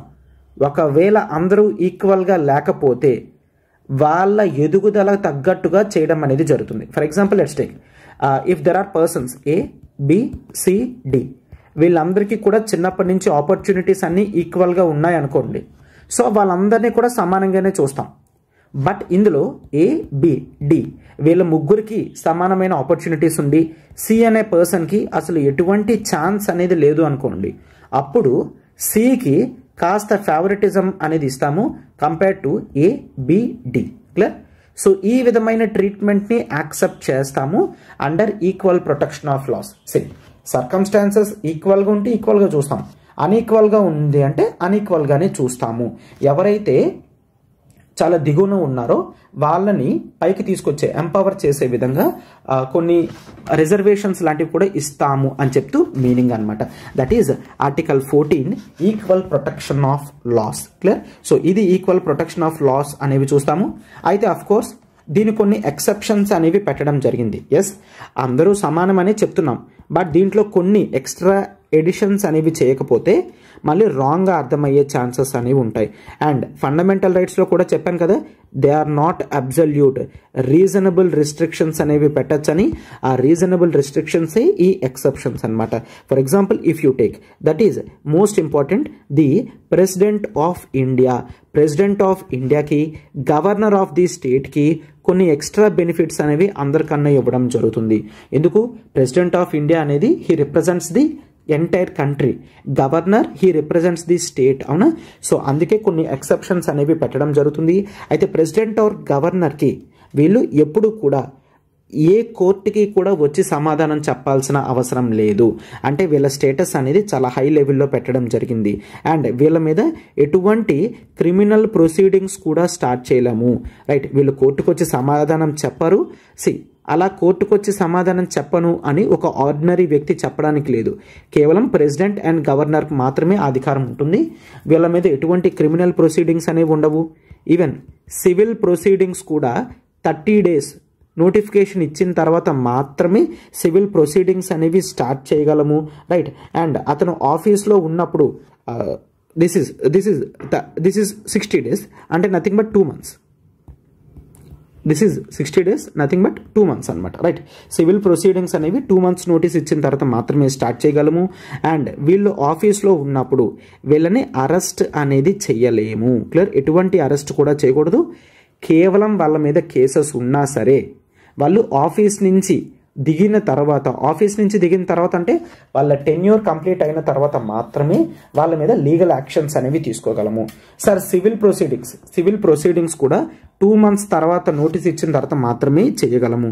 బట్ అరెస్ట్ లాంటివి కేవలం వాళ్ళ టెన్యూర్ కంప్లీట్ అయిన తర్వాత మాత్రమే చూస్తామన్నమాట. సో ఇది ఈ ప్రొవిజన్ అనేది ఇస్తున్నాము. అండ్ ఇది మాత్రమే కాదు, క్లియర్, ఎవరైతే పార్లమెంట్లో ఎంపీస్ మాట్లాడినా, స్టేట్ లెజిస్లేటివ్ అసెంబ్లీస్లో ఎమ్మెల్యేస్ మాట్లాడినా, వాళ్ళు ఏం మాట్లాడినా సరే దానికి ఎవరు కూడా కోర్టులోకి ఈడ్చకూడదు అనమాట. ఎస్, వాళ్ళు ఫ్రీ డిస్కషన్స్ అనేవి పార్లమెంట్లో చెయ్యాలి. అక్కడ ఈక్వాలిటీ బిఫోర్ లా అనేది అవసరం లేదనమాట. Right, hope you got this. And ఇది మాత్రమే కాదు, అండ్ వీళ్ళకంటూ కొన్ని స్పెషల్ ప్రివిలేజెస్ ఉన్నాయి అని మనం చూస్తాం. And there are few exceptions. Like ఎవరైతే ఫారిన్ కంట్రీస్ నుంచి డిప్లొమేట్స్ వస్తారో ఆ డిప్లొమేట్స్కి వాళ్ళకి మనం ఎక్స్ట్రా ప్రొటెక్షన్ అనేది ఇస్తున్నాము. ఈవెన్ ఇండియన్ డిప్లొమేట్స్ కూడా ఫారిన్ కంట్రీస్కి వెళ్తే వాళ్ళకి extra powers, that is immunities అనే అంటాం, ఆ ఇమ్యూనిటీస్ అనేవి వాళ్ళకి అవైలబుల్గా ఉంటుందన్నమాట. రైట్, అండ్ ఇది మాత్రమే కాదు, ఈవెన్ యునైటెడ్ నేషన్స్ నుంచి ఎవరు వచ్చినా సరే వాళ్ళకు కూడా స్పెషల్ మర్యాదలు అనేవి ఉంటాయి. ఇవన్నీ కూడా ఈక్వాలిటీ బిఫోర్ లాకి ఎక్సెప్షన్స్గా తీసుకుంటామన్నమాట. Right, yes. సో అయితే ఈ ఎక్సెప్షన్స్ ఉండడం వలన కొన్ని అడ్వాంటేజెస్ అనేవి ఉన్నాయి మన వాళ్ళకి కూడా. లైక్ డిప్లొమాట్స్ కానీ ఎవరైనా ఉన్నా సరే వాళ్ళు వేరే స్టేట్కి వెళ్ళినప్పుడు, వేరే కంట్రీస్కి వెళ్ళినప్పుడు వాళ్ళకి అక్కడ ప్రొటెక్షన్ అనేది ఉంటుందన్నమాట. రైట్, అండ్ ప్రెసిడెంట్కి, గవర్నర్కి కూడా అఫీషియల్గా కొన్ని వాళ్ళకి ఎక్సెప్షన్స్ అనేవి ఇవ్వడం అనేది మోస్ట్ ఇంపార్టెంట్. అయితే there are few case laws. కొన్ని కేస్ లాస్తో సహా నేను ఇక్కడ క్లాస్లో డిస్కస్ చేస్తున్నాను. అయితే కేస్ లాస్ని కంప్లీట్గా డీటెయిల్డ్గా రెగ్యులర్ క్లాస్లో చెప్తున్నట్టు చెప్పలేము. అలా చెప్పినట్టయితే ఒక్కొక్క కేస్ లాస్కి చాలా టైం అనేది పట్టేస్తుంది. రఫ్గా బేసిక్గా నేను మీకు ఇక్కడ చెప్పడం జరుగుతుంది అనమాట. Right, yes, that is the NALSA versus union of India. ఈ కేసులో ఏమని చెప్పడం జరిగిందంటే సుప్రీంకోర్టు థర్డ్ జెండర్కి మేల్స్కి ఫీమేల్స్కి ఇచ్చినట్లుగా ఈక్వల్ రెస్పెక్ట్ స్టేటస్ అనేది రావాలి. థర్డ్ జెండర్కి ఇన్ని రోజులు ఆర్టికల్ 14 అనేది జరగలేదు అని చెప్పి రావడం జరిగింది. But the NALSA versus union of India కేసులో థర్డ్ జెండర్కి కూడా ఈక్వల్ ప్రొటెక్షన్ ఆఫ్ రైట్స్ అనేవి, ఈక్వాలిటీ అనేది ఇవ్వడం జరిగింది. And there is another case, that is the Saira Bano versus union of India case అనేది చూస్తాం. Saira Bano versus union of India case. అయితే ఈ కేసులో ఇన్స్టాంట్ ట్రిపుల్ తలాక్ అనేది తీసేశారు. ఇన్స్టాంట్ ట్రిపుల్ తలాక్ అనేది మేల్స్ మాత్రమే చెప్పగలరు. అండ్ ఇన్స్టాంట్ ట్రిపుల్ తలాక్ కూడా ఒకేసారి తలాక్ 3 సార్లు చెప్పినట్లయితే డివోర్స్ అయిపోతుంది అనమాట ఇస్లామిక్ కమ్యూనిటీలో. సో అది ఆర్బిట్రరీగా ఉంది, రైట్ టు ఈక్వాలిటీకి అగేన్స్ట్గా ఉంది అని చెప్పి సుప్రీంకోర్టు తీసేయడం జరిగిందనమాట. రైట్, అండ్ ఇది మాత్రమే కాదు, there is another important case, that is the Joseph Shine versus union of India case. Joseph Shine versus union of India case అనేది చూస్తాం. ఈ కేసులో సుప్రీంకోర్టు అడల్టరీ అని అంటాము, ఈ అడల్టరీ యొక్క ప్రావిజన్స్ని డీక్రిమినలైజ్ చేయడం జరిగింది. అయితే చాలామంది ఏం చెప్తారు అంటే దీన్ని తీసేశారు అని చెప్తారు. That is wrong. అడల్టరీని తీసేయలేదు, దాన్ని డీక్రిమినలైజ్ చేశారు. అడల్టరీ అంటే ఏంటి? అడల్టరీ అంటే simply let's take, so there is a male couple, so A B and male couple C D. Clear? Adultery ప్రకారం ఇప్పుడు C అనే వ్యక్తి B అనే వ్యక్తితో ఎక్స్ట్రా మ్యారిటల్ రిలేషన్ పెట్టుకుంటే దాన్ని అడల్టరీ అని అంటాం. అయితే ముందు అడల్టరీ చేసినట్లయితే శిక్ష అనేది ఉండేదన్నమాట. ఇప్పుడు దాన్ని డీక్రిమినలైజ్ చేశారు. ఎందుకు అంటే ఈ కేసెస్లో, ఈ అడల్టరీలో జనరల్గా ఆ ఫేవరెటిజం అనేది టువర్డ్స్ ది ఫిమేల్ అనేది ఉంది, ఆర్ కొన్నిసార్లు టువర్డ్స్ ది మేల్ అనేది ఉంది. సో అందుకనే ఇది ప్రాపర్గా లేదు, ఆర్టికల్ 14కి వైలేట్ చేస్తుంది అని చెప్పి దీన్ని కంప్లీట్గా డీక్రిమినలైజ్ అనేది చేయడం జరిగిందనమాట. Right? So these are the case laws that are most important. అయితే చాలా కేస్ లాస్ ఉంటాయి, ర్యాపిడ్ రివిజన్లో భాగంగా మనకి ఇవి సరిపోతాయి. NALSA versus union of India, Saira Bano versus union of India, Joseph Shine versus union of India, ఈ కేసెస్ అనేవి మీకు కంప్లీట్గా గుర్తుంచుకున్నట్లయితే నేను ఏదైతే బ్రీఫ్గా చెప్పానో అవి కూడా మనకి సరిపోతాయి అన్నమాట. రైట్? సో ఇవన్నీ కూడా ఇంపార్టెంట్ కింద మనం చూస్తాం. మనం ఇప్పుడు ఆర్టికల్ 15 డీల్ చేద్దాం. ఆర్టికల్ 15 ఏంటి? That is the prohibition of discrimination on the grounds of, అంటే ఇప్పుడు ఏవైతే గ్రౌండ్స్ డిస్కస్ చేస్తామో దాని మీద డిస్క్రిమినేషన్ అనేది చూపించకూడదు, అంటే ఇద్దరు వ్యక్తుల మధ్య వ్యత్యాసం అనేది చూపించకూడదు. ఏ కండిషన్స్ మీద? That is race, religion, caste, sex or place of birth. So ఈ కండిషన్స్ మీద అయితే గుర్తుంచుకోండి, కేవలం ఈ కండిషన్స్ మీద మాత్రమే వ్యత్యాసం అనేది చూపించకూడదు. ఎవరు? స్టేట్. మిగతా వాళ్ళ మీద రిమైనింగ్ కండిషన్స్ ఏమైనా ఉంటే అప్పుడు అక్కడ వ్యత్యాసం అనేది చూపించవచ్చు అని మనం చూస్తాం. రైట్? ఎస్, ఇది గుర్తుంచుకోండి. ఎందుకు చెప్తున్నాను అనేది మీకు తర్వాత అర్థమవుతుంది. అయితే ఆర్టికల్ 15కి కూడా కొన్ని రీజనబుల్ రిస్ట్రిక్షన్స్ అనేవి ఉన్నాయి. ఎస్, మోస్ట్ ఇంపార్టెంట్ ఆర్టికల్స్ అన్నిటికీ కూడా కొన్ని రీజనబుల్ రిస్ట్రిక్షన్స్ అనేవి పెట్టడం జరిగింది. అంటే అఫ్కోర్స్ ఆర్టికల్ 15 ప్రకారం మనం వ్యక్తులందరినీ కూడా సమానంగానే చూడాలి అనుకుంటున్నాం. బట్ కొన్నిసార్లు కొంతమందికి ఎంపవర్ చేయడానికి కొన్ని ఎక్స్ట్రా బెనిఫిట్స్ అనేవి ఇవ్వాలి అని చూస్తాం. రైట్? అదేంటి అంటే ఎస్, ఆర్టికల్ 15లోనే కొన్ని ఎక్సెప్షన్స్ అనేవి చూస్తాం. కాన్స్టిట్యూషన్ చాలా క్లియర్గా చెప్పడం జరిగింది. That is for the empowerment of women. Women అయినా కానివ్వండి ఆర్ చిల్డ్రన్ అయినా కానివ్వండి, కొన్ని స్పెషల్ యాక్షన్స్ అనేవి వీళ్ళకి తీసుకోవచ్చు, స్పెషల్ ప్రొవిజన్స్ అనేవి తీసుకోవచ్చు. అది ఆర్టికల్ 15కి ఎగెయిన్స్ట్గా ఉండదు అని చెప్తున్నారు. రైట్? ఎస్, అండ్ ఇది మాత్రమే కాదు, ఒకవేళ ది షెడ్యూల్డ్ కాస్ట్ వాళ్ళకి, షెడ్యూల్డ్ ట్రైబ్ వాళ్ళకి కూడా స్పెషల్ ప్రొవిజన్స్ అనేవి పెట్టచ్చు అని చెప్పి ఇవ్వడం జరిగింది. దీన్ని యూజ్ చేసుకొని yes, reservations for SC ST అనేది ఇవ్వడం జరిగింది. రిజర్వేషన్ ఫర్ ఎస్సీ ఎస్టీ ఇవ్వడం జరిగిందనమాట. అయితే ఒక్కసారి ఇక్కడ కాస్ట్ మీద చూపించకూడదు కదా. ఎస్, కాస్ట్ మీద చూపించడం లేదు. షెడ్యూల్డ్ కాస్ట్, షెడ్యూల్డ్ ట్రైబ్స్ అనేది ఒక కమ్యూనిటీ కింద తీసుకొని ఈ షెడ్యూల్డ్ కాస్ట్, షెడ్యూల్డ్ ట్రైబ్స్లో ఎవరైతే ఉంటారో హిస్టారికల్గా ఇంజస్టిస్ జరిగింది కాబట్టి వీళ్ళకి ఎక్స్ట్రా ఎంపవర్మెంట్ చేయడానికి రిజర్వేషన్ అనేది ఇస్తున్నారు. అర్థమైందా? ఎస్, సో అందుకని ఓన్లీ అండ్ కండిషన్ కాస్ట్ మీద ఇవ్వడం లేదు. వీళ్ళు హిస్టారికల్గా ప్రాబ్లమ్స్ ఫేస్ చేశారని, ప్లస్ ఎస్సీ వాళ్ళని, ఎస్టీ వాళ్ళని కమ్యూనిటీ బేసిస్గా రిజర్వేషన్స్ అనేవి ఇవ్వడం జరిగిందనమాట. రైట్? అలానే even the OBC backward classes కూడా స్పెషల్ ప్రొవిజన్స్ తీసుకొని రావచ్చు అని చెప్పడం జరిగింది. దీనికి తగ్గట్టుగా కూడా ఓబీసీ రిజర్వేషన్ అనేది పెట్టడం జరిగింది. 4 reasonable restrictions, that is the women, చిల్డ్రన్కి స్పెషల్ ప్రొవిజన్స్ తీసుకొని రావచ్చు, ఎస్సీ ఎస్టీకి స్పెషల్ ప్రొవిజన్స్ అంటే రిజర్వేషన్ తీసుకొచ్చారు, ఓబీసీ వాళ్ళు కూడా స్పెషల్ ప్రొవిజన్స్ అంటే రిజర్వేషన్స్ అనేవి తీసుకొని రావడం జరిగింది. అండ్ ఇక్కడ కూడా ఓబీసీ అనేది ఒక కాస్ట్ కాదు, అదర్ బ్యాక్వర్డ్ క్లాసెస్ అని చూస్తాం. అంటే this is not based on the cost but on the class అన్నమాట. రైట్? ఎస్, అండ్ అలానే ఈవెన్ ఈడబ్ల్యూఎస్ వాళ్ళకి కూడా రిజర్వేషన్స్ అనేవి తీసుకొని రావడం జరిగింది.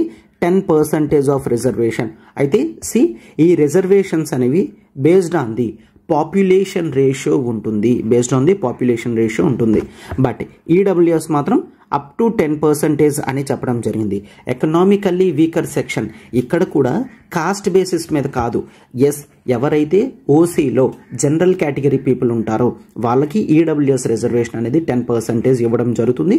సో రేస్ మీద, రిలీజియన్ మీద, కాస్ట్ మీద, సెక్స్ మీద, ప్లేస్ ఆఫ్ బర్త్ మీద ఎటువంటి డిస్క్రిమినేషన్ వ్యత్యాసాలు అనేవి కాన్స్టిట్యూషన్ చూపించలేదన్నమాట. రైట్.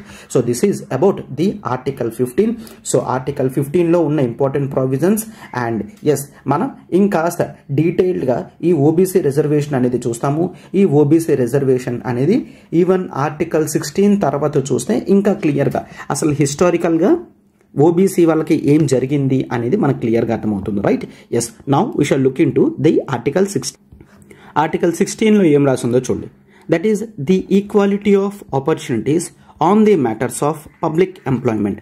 పబ్లిక్ ఎంప్లాయ్మెంట్ ఇచ్చేటప్పుడు ఎటువంటి డిస్క్రిమినేషన్ అనేది చేయకూడదు, ప్రతి ఒక్కరికి కూడా ఈక్వాలిటీ ఆఫ్ ఆపర్చునిటీస్ ఇవ్వాలి అని ఆర్టికల్ 16 చెప్తుంది. అయితే కొన్ని గ్రౌండ్స్ అనేవి మెన్షన్ చేసింది.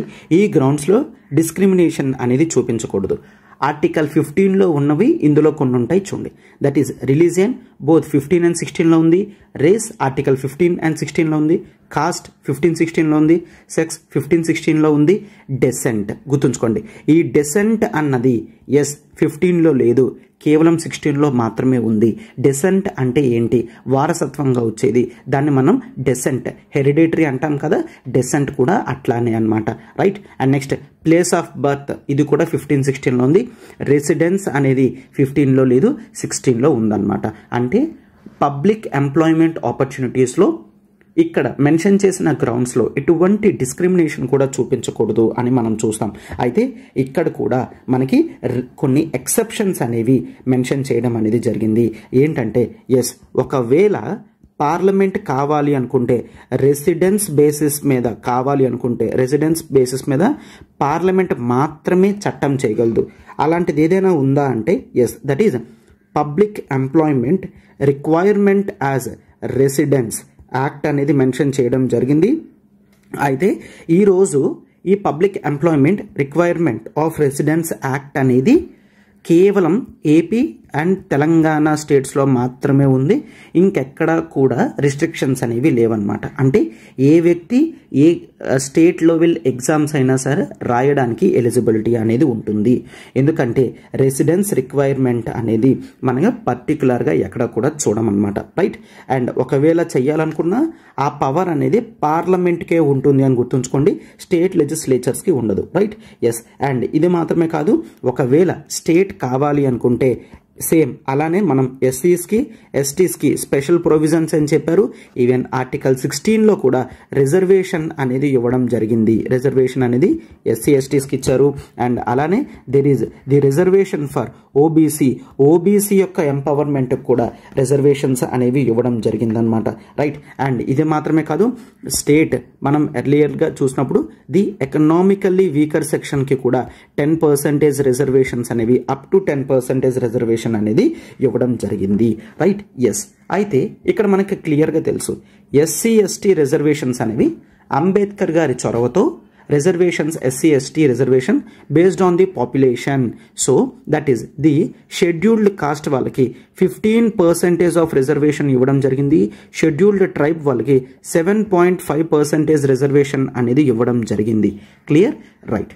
అయితే నెక్స్ట్ ఓబీసీ రిజర్వేషన్ కానీ ఈడబ్ల్యూఎస్ రిజర్వేషన్ కానీ ఎట్లాగా వచ్చాయో చూడండి. Right. Yes. So that is the during the years 1963లో చాలా కేసెస్ అనేవి సుప్రీంకోర్టుకు వెళ్తున్నాయి బేస్డ్ ఆన్ ది రిజర్వేషన్స్ అనేవి ఎంతవరకు ఉండాలి అని. అప్పటికే ఇండియన్ పాలిటిక్స్లో ఓబీసీ కాస్ట్ డామినేషన్ అనేది పెరుగుతుంది. సో 1963లో కొన్ని కేసెస్ వెళ్ళడం వలన సుప్రీంకోర్టు 1963లో రిజర్వేషన్స్కి 50% సీలింగ్ లిమిట్ అనేది పెట్టడం జరిగింది. ఎస్, నువ్వు రిజర్వేషన్స్ ఇచ్చుకో, బట్ జనరల్ మెరిట్కి ఏమాత్రం కూడా ఇబ్బంది రాకూడదు కాబట్టి 50% సీలింగ్ లిమిట్ పెడుతున్నాము అని సుప్రీంకోర్టు చెప్పడం జరిగింది. But I just want to stress, ఇది ఇందిరా సానే జడ్జిమెంట్ కాదు. వేరియస్ కేసెస్లో 1963లో సుప్రీంకోర్టు 50% సీలింగ్ లిమిట్ అనేది పెట్టడం జరిగిందనమాట. తర్వాత వచ్చిన గవర్నమెంట్స్ బీసీ వాళ్ళ ఎంపవర్మెంట్ గురించి కొన్ని కమిషన్స్ వేయాలి అని అనుకున్నారు.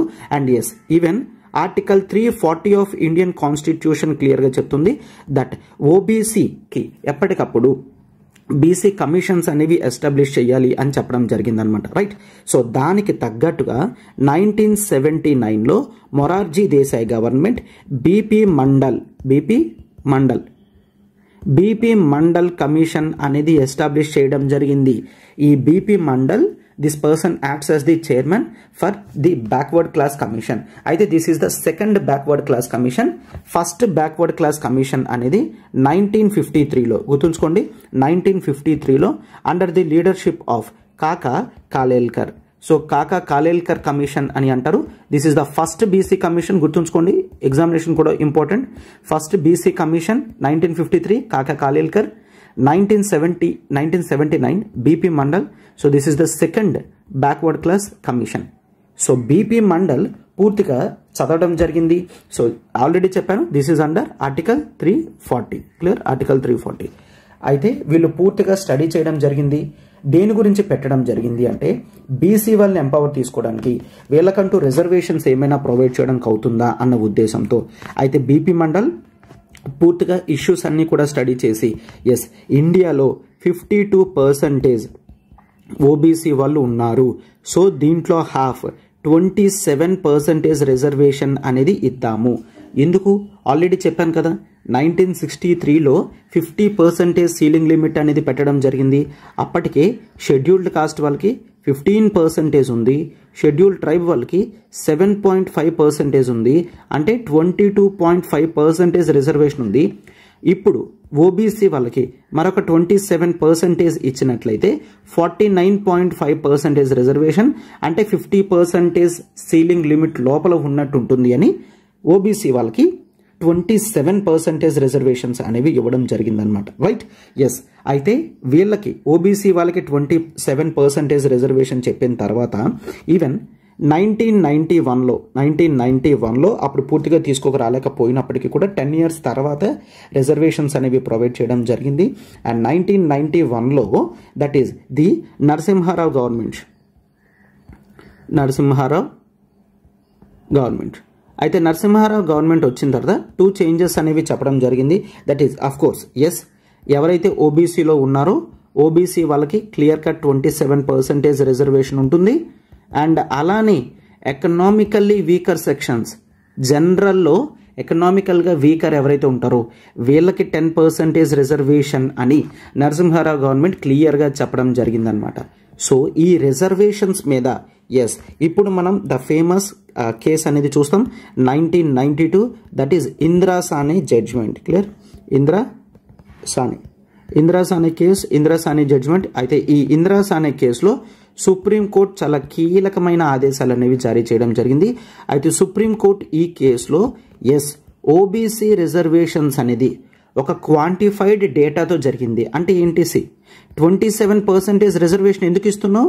ఎందుకంటే 52% ఓబీసీ వాళ్ళు చాలా ఎకనామికల్లీ వీకర్గా ఉన్నారు కాబట్టి ఎస్, ఒక డేటాతో మెన్షన్ చేసావు, దీన్ని యాక్సెప్ట్ చేస్తున్నాను.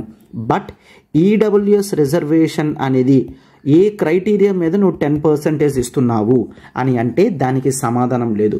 So Indira Sane జడ్జ్మెంట్లో supreme court EWS reservation 10% అనేది క్రాస్ చేసేయడం జరిగింది. ఓకేనా?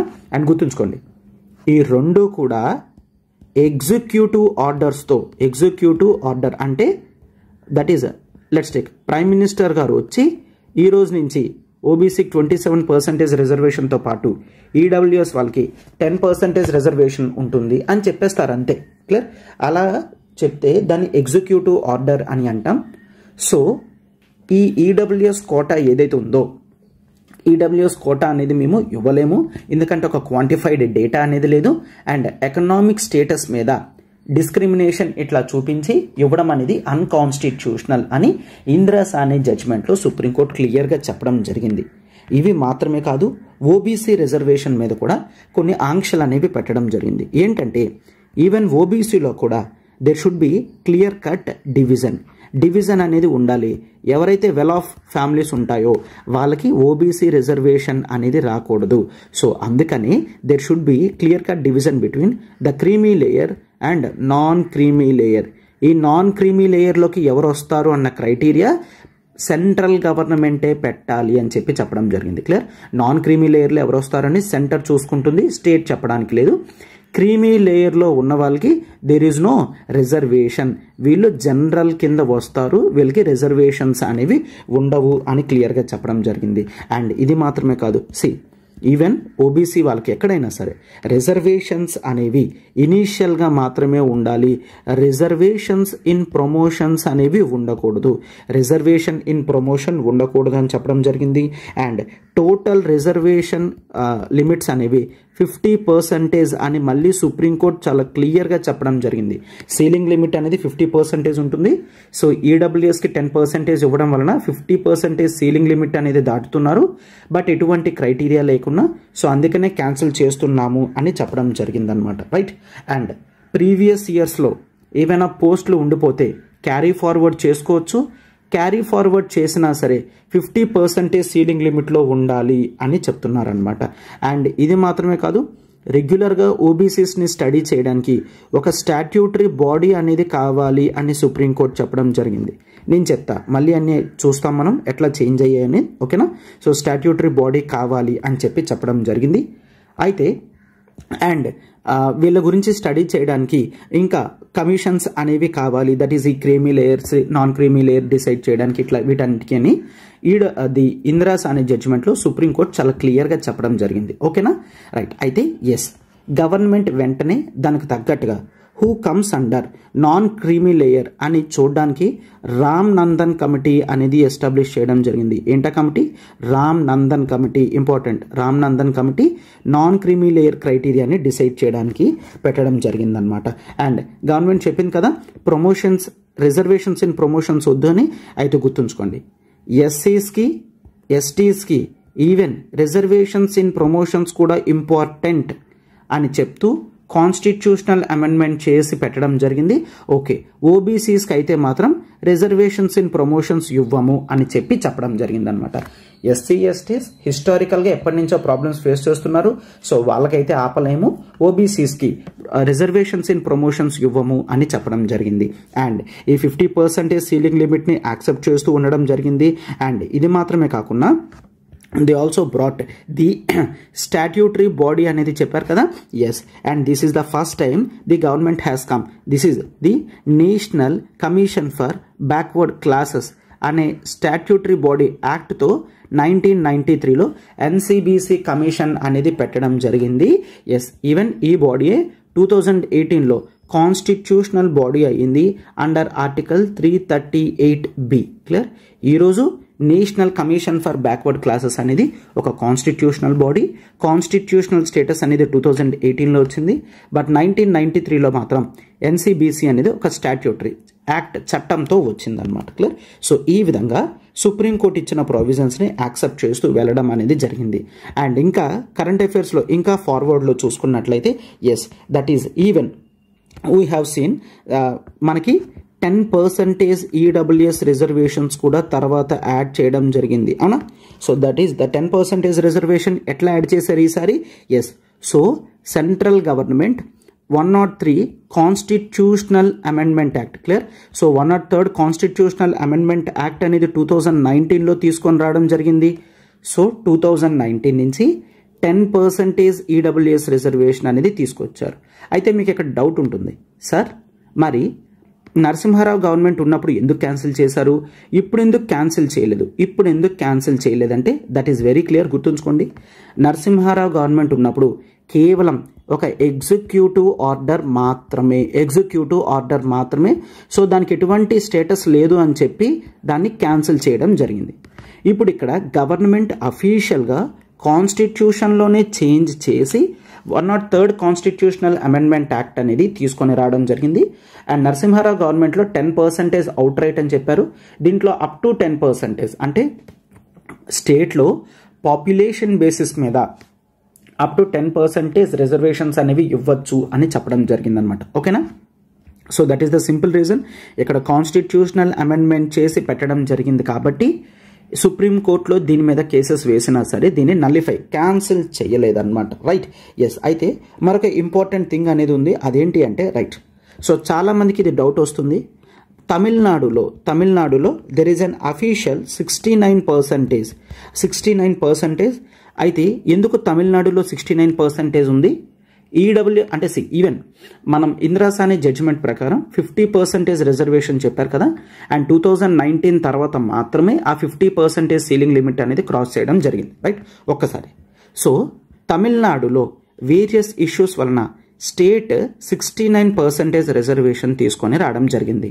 అయితే దీంట్లో సుప్రీంకోర్టు వెళ్తే ఈ తమిళనాడు ఇచ్చే 69% రిజర్వేషన్ని క్యాన్సిల్ చేస్తారు.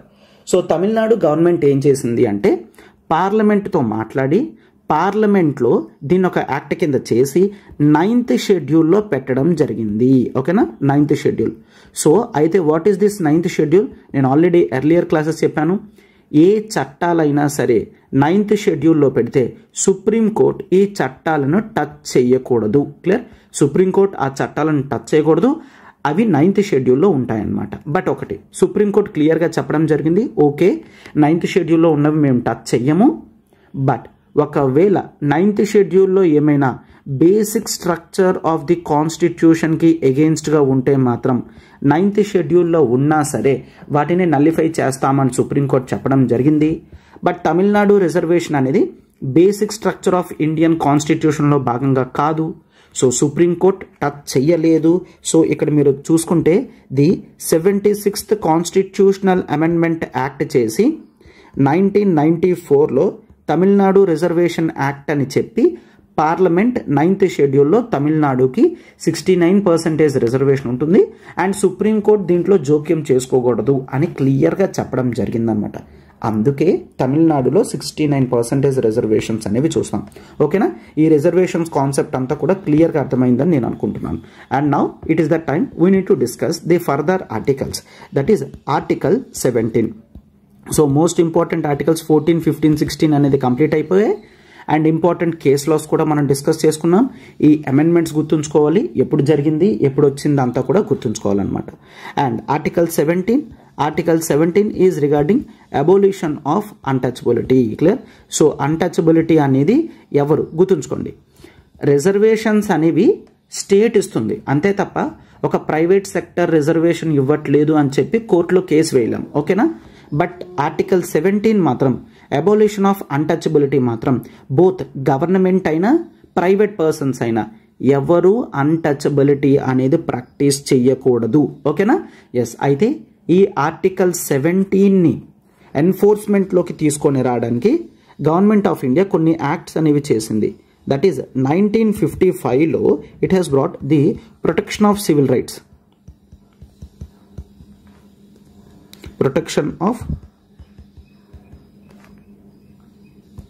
that is 1955లో ది అన్టచబిలిటీ ఆఫెన్సెస్ యాక్ట్. ఎవరైనా అన్టచబిలిటీ చేస్తే దాన్ని ఆఫెన్స్ కింద తీసుకుంటాము. Untouchability offences act. తర్వాత దీన్ని నేమ్ అనేది చేంజ్ చేయడం జరిగింది 1976లో, that as the protection of civil rights. ఓకేనా? సో ఇనీషియల్గా ఉన్నది that is untouchability offences act, తర్వాత protection of civil rights act అనేది తీసుకొని రావడం జరిగిందనమాట. రైట్. ఎస్. సో దీంతో ఎవరు కూడా అన్టచబిలిటీ ప్రాక్టీస్ చేయకూడదు. అన్టచబిలిటీ ప్రాక్టీస్ చేస్తే మాత్రం వాళ్ళకి శిక్ష అనేది తప్పదు అని చెప్పి చెప్పడం జరిగిందనమాట. Right. Yes. Even this is very clear. Various cases, that is the people's union for democratic rights కేసులో సుప్రీంకోర్టు చెప్పడం జరిగింది ఆర్టికల్ 17 అనేది గవర్నమెంట్కి అగెయిన్స్ట్గా మాత్రమే కాదు ప్రైవేట్ పీపుల్కి అగెయిన్స్ట్గా కూడా ఉంటుంది అని.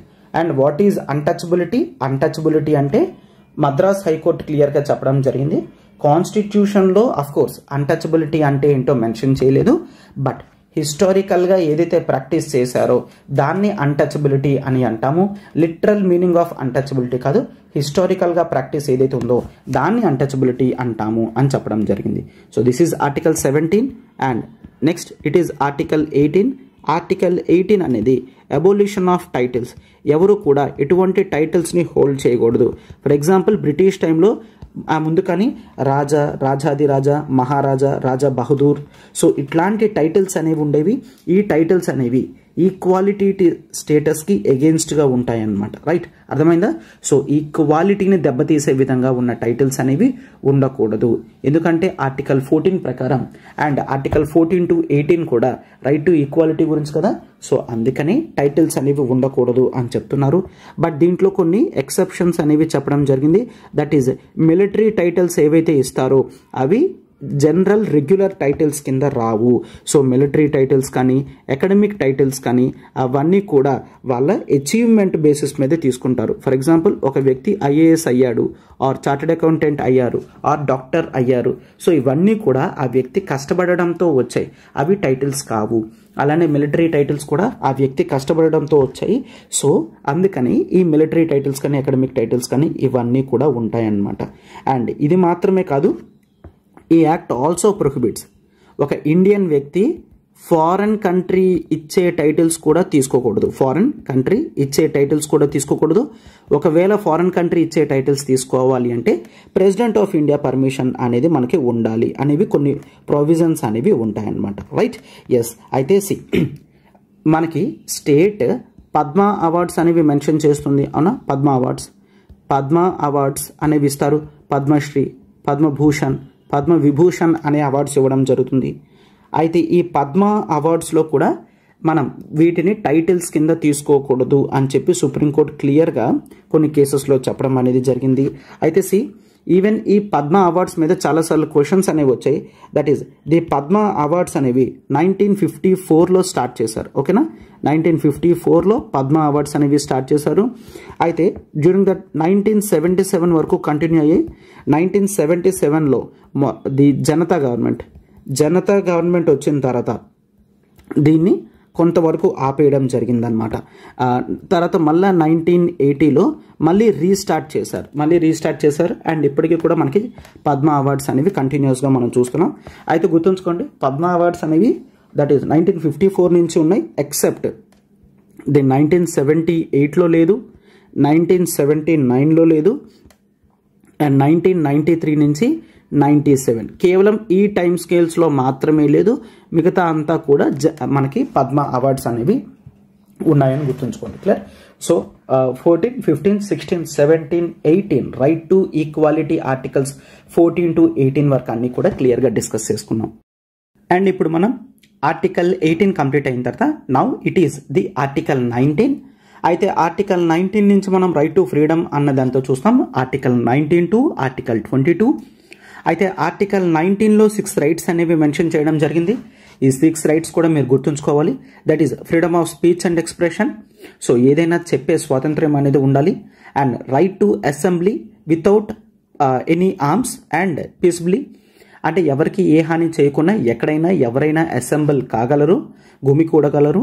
And right to form associations అనేవి చూస్తాం. Right to move freely throughout territory of India. So ఇండియాలో ఎక్కడైనా సరే మనం మూవ్ అవ్వగలం, ఫ్రీడమ్ ఆఫ్ మూవ్మెంట్ అని అంటాం. అండ్ ఫ్రీడమ్ ఆఫ్ రెసిడెన్స్, ఇండియాలో ఎక్కడైనా సరే మనం హౌస్ కన్స్ట్రక్షన్ చేసుకొని ఉండగలం. And right to acquire property అనేది చూస్తాము. And freedom of profession unless otherwise, అంటే ఇల్లీగల్ కానీ ఏ ప్రొఫెషన్ అయినా సరే కొన్ని రెగ్యులేషన్స్తో మనం దాన్ని ఫాలో చేయగలము, పాటించుకోగలము. Right, yes. సో ఇవన్నీ కూడా ఆర్టికల్ 19లో 6 రైట్స్ని మెన్షన్ చేయడం అనేది జరిగింది. అయితే ఇక్కడ ప్రతి ఫ్రీడమ్ కూడా అన్లిమిటెడ్ రైట్ అనేది ఇస్తే చాలా వర్స్గా ఉంటుంది. అందుకనే కొన్ని రీజనబుల్ రెస్ట్రిక్షన్స్ అనేవి పెట్టడం జరిగింది. For example, let's take freedom of speech and expression అనేది ఉంది. ఈ freedom of speech and expression ఏదైతే ఉందో విచ్చలవిడిగా యూజ్ చేస్తే వేరే వాళ్ళని తిట్టడం కూడా freedom of speech and expression కింద వస్తుంది, అవునా? సో అందుకనే కొన్ని రీజనబుల్ రిస్ట్రిక్షన్స్ అనేవి పెట్టడం జరిగింది. ఆ రీజనబుల్ రిస్ట్రిక్షన్స్ ఉన్నామా, that is freedom of speech and ఎక్స్ప్రెషన్లో that is the sovereignty. So India యొక్క సార్వభౌమత్వాన్ని మనం ఎదిరించకూడదు. క్లియర్? సావర్నిటీకి ఎగెయిన్స్ట్గా మనం మాట్లాడకూడదు. అండ్ ఇంటిగ్రిటీ, ఇండియా యొక్క సమగ్రతను ఇబ్బంది పెట్టే విధంగా, దెబ్బతీసే విధంగా మనం మాట్లాడకూడదు. అంటే మన freedom of speech and expression అనేది సోవర్నిటీ అండ్ ఇంటిగ్రిటీకి ఎగెయిన్స్ట్గా ఉండకూడదు.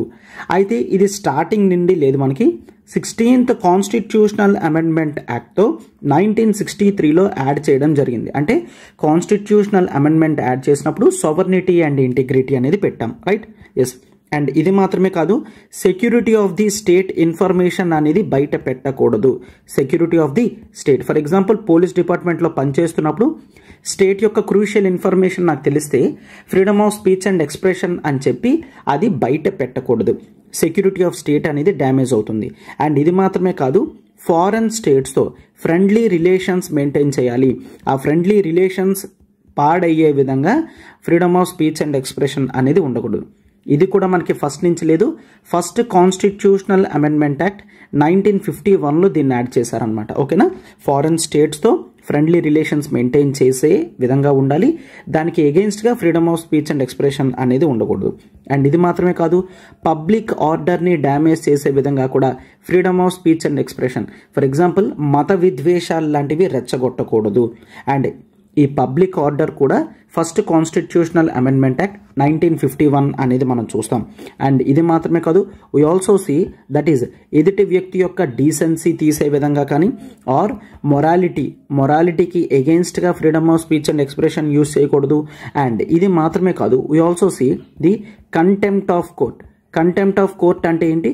కోర్ట్ ఏదైనా ఆర్డర్ వేస్తే దాన్ని ఇండియాలో ఉన్న వాళ్ళందరూ కూడా పాటించాలి. దానికి ఎగెయిన్స్ట్గా వెళ్తే కంటెంప్ట్ ఆఫ్ కోర్ట్ అంటే కోర్టు ఒక తీర్పు ఇచ్చింది అనుకోండి, కోర్టుకి ఏమీ తెలియదు, అట్లాగా మనం ఏమీ మాట్లాడకూడదు అనమాట. అలా మాట్లాడితే కంటెంప్ట్ ఆఫ్ కోర్ట్ అవుతుంది. అండ్ వేరే వ్యక్తులను దూషించకూడదు. డిఫమేషన్ అనేది ఎక్సెప్షన్. అంటే freedom of speech and expression ఉంది అని చెప్పి వేరే వాళ్ళను నువ్వు తిట్టకూడదు అనమాట. అండ్ ఇది మాత్రమే కాదు, అఫెన్స్ చేసే విధంగా రెచ్చగొట్టకూడదు. ఈ అఫెన్స్ చేసే విధంగా రెచ్చగొట్టకూడదు అనేది కూడా ఫస్ట్ కాన్స్టిట్యూషనల్ అమెండ్మెంట్ యాక్ట్ 1951లో పెట్టాం. అంటే కొంతమందిని రెచ్చగొట్టి వేరే వాళ్ళ మీద ఎగెయిన్స్ట్గా చెప్పి అట్లాంటప్పుడు కూడా freedom of speech and expression అని చెప్పి యూజ్ చేయకూడదు అనమాట.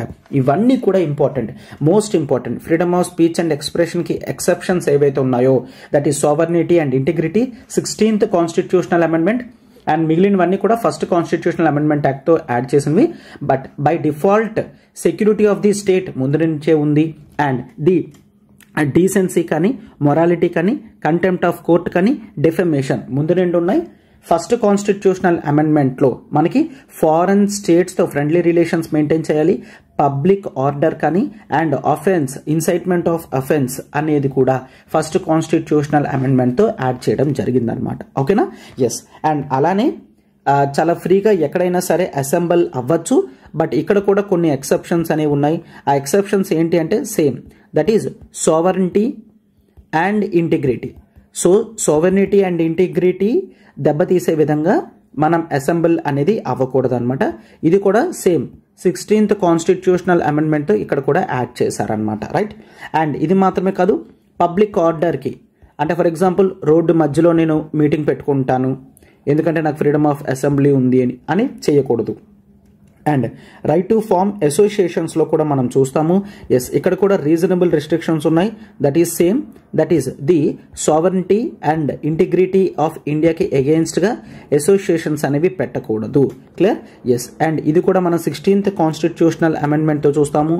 అండ్ ఇది కూడా అసోసియేషన్స్ అనేవి పబ్లిక్ ఆర్డర్కి ఎగెయిన్స్ట్గా పెట్టకూడదు. అంటే ఎస్, ఒక killers society, murderers society, no, అట్లాంటి అసోసియేషన్స్ అనేవి పెట్టకూడదు. అండ్ ఇది మాత్రమే కాదు, మొరాలిటీకి ఎగెయిన్స్ట్గా ఉన్న అసోసియేషన్స్ కూడా పెట్టకూడదు అని క్లియర్గా చూస్తాం, right? And right to move freely. Yes, ఇండియాలో ఎక్కడైనా సరే మనం మూవ్ అవ్వగలము. బట్ దీంట్లో కూడా కొన్ని రీజనబుల్ రిస్ట్రిక్షన్స్ అనేవి పెట్టడం జరిగింది. ఆ ఎక్సెప్షన్స్ ఏంటి అంటే that is in the interest of, for example ఈ ఫ్రీడమ్ ఆఫ్ మూవ్మెంట్ ఏదైతే ఉందో in the interest of general public. So general పబ్లిక్కి ఎగెయిన్స్ట్గా ఉంటే అప్పుడు ఎస్, మనం ఫ్రీడమ్ ఆఫ్ మూవ్మెంట్ అనేది క్యాన్సిల్ చేస్తాం. For example let's take corona టైంలో ఎవరిని కూడా తిరగద్దన్నారు. అయితే ఎవరిని తిరగద్దు అంటే ఫ్రీడమ్ ఆఫ్ మూవ్మెంట్కి ఎగెయిన్స్ట్గానే కదా, but that is for the welfare of general public. నువ్వు ఇష్టం వచ్చినట్టు తిరిగితే వైరస్ అనేది స్ప్రెడ్ అవుతుంది కాబట్టి. ఓకే, సో జనరల్ పబ్లిక్కి ఎగెయిన్స్ట్గా ఉంటే ఫ్రీడమ్ ఆఫ్ మూవ్మెంట్ అనేది క్యాన్సిల్ చేయగలరు. అండ్ ఇది మాత్రమే కాదు, షెడ్యూల్డ్ ట్రైబ్స్ దగ్గర కూడా నువ్వు ఇష్టం వచ్చినట్టు వెళ్ళి వాళ్ళ యొక్క అసెట్స్ని కొనడం లాంటివి చేయకూడదు. అంటే కొంతమంది షెడ్యూల్డ్ ట్రైబ్స్ వాళ్ళ ఏరియాస్లోకి బయట వాళ్ళని రానివ్వరు. సో అలాంటి ఏరియాస్కి నువ్వు వెళ్ళకూడదు. అఫ్కోర్స్ ఇండియాలో ఎక్కడైనా తిరుగు, బట్ జనరల్ పబ్లిక్కి ఎగెయిన్స్ట్గా ఉంటే యాక్సెప్ట్ చేయము.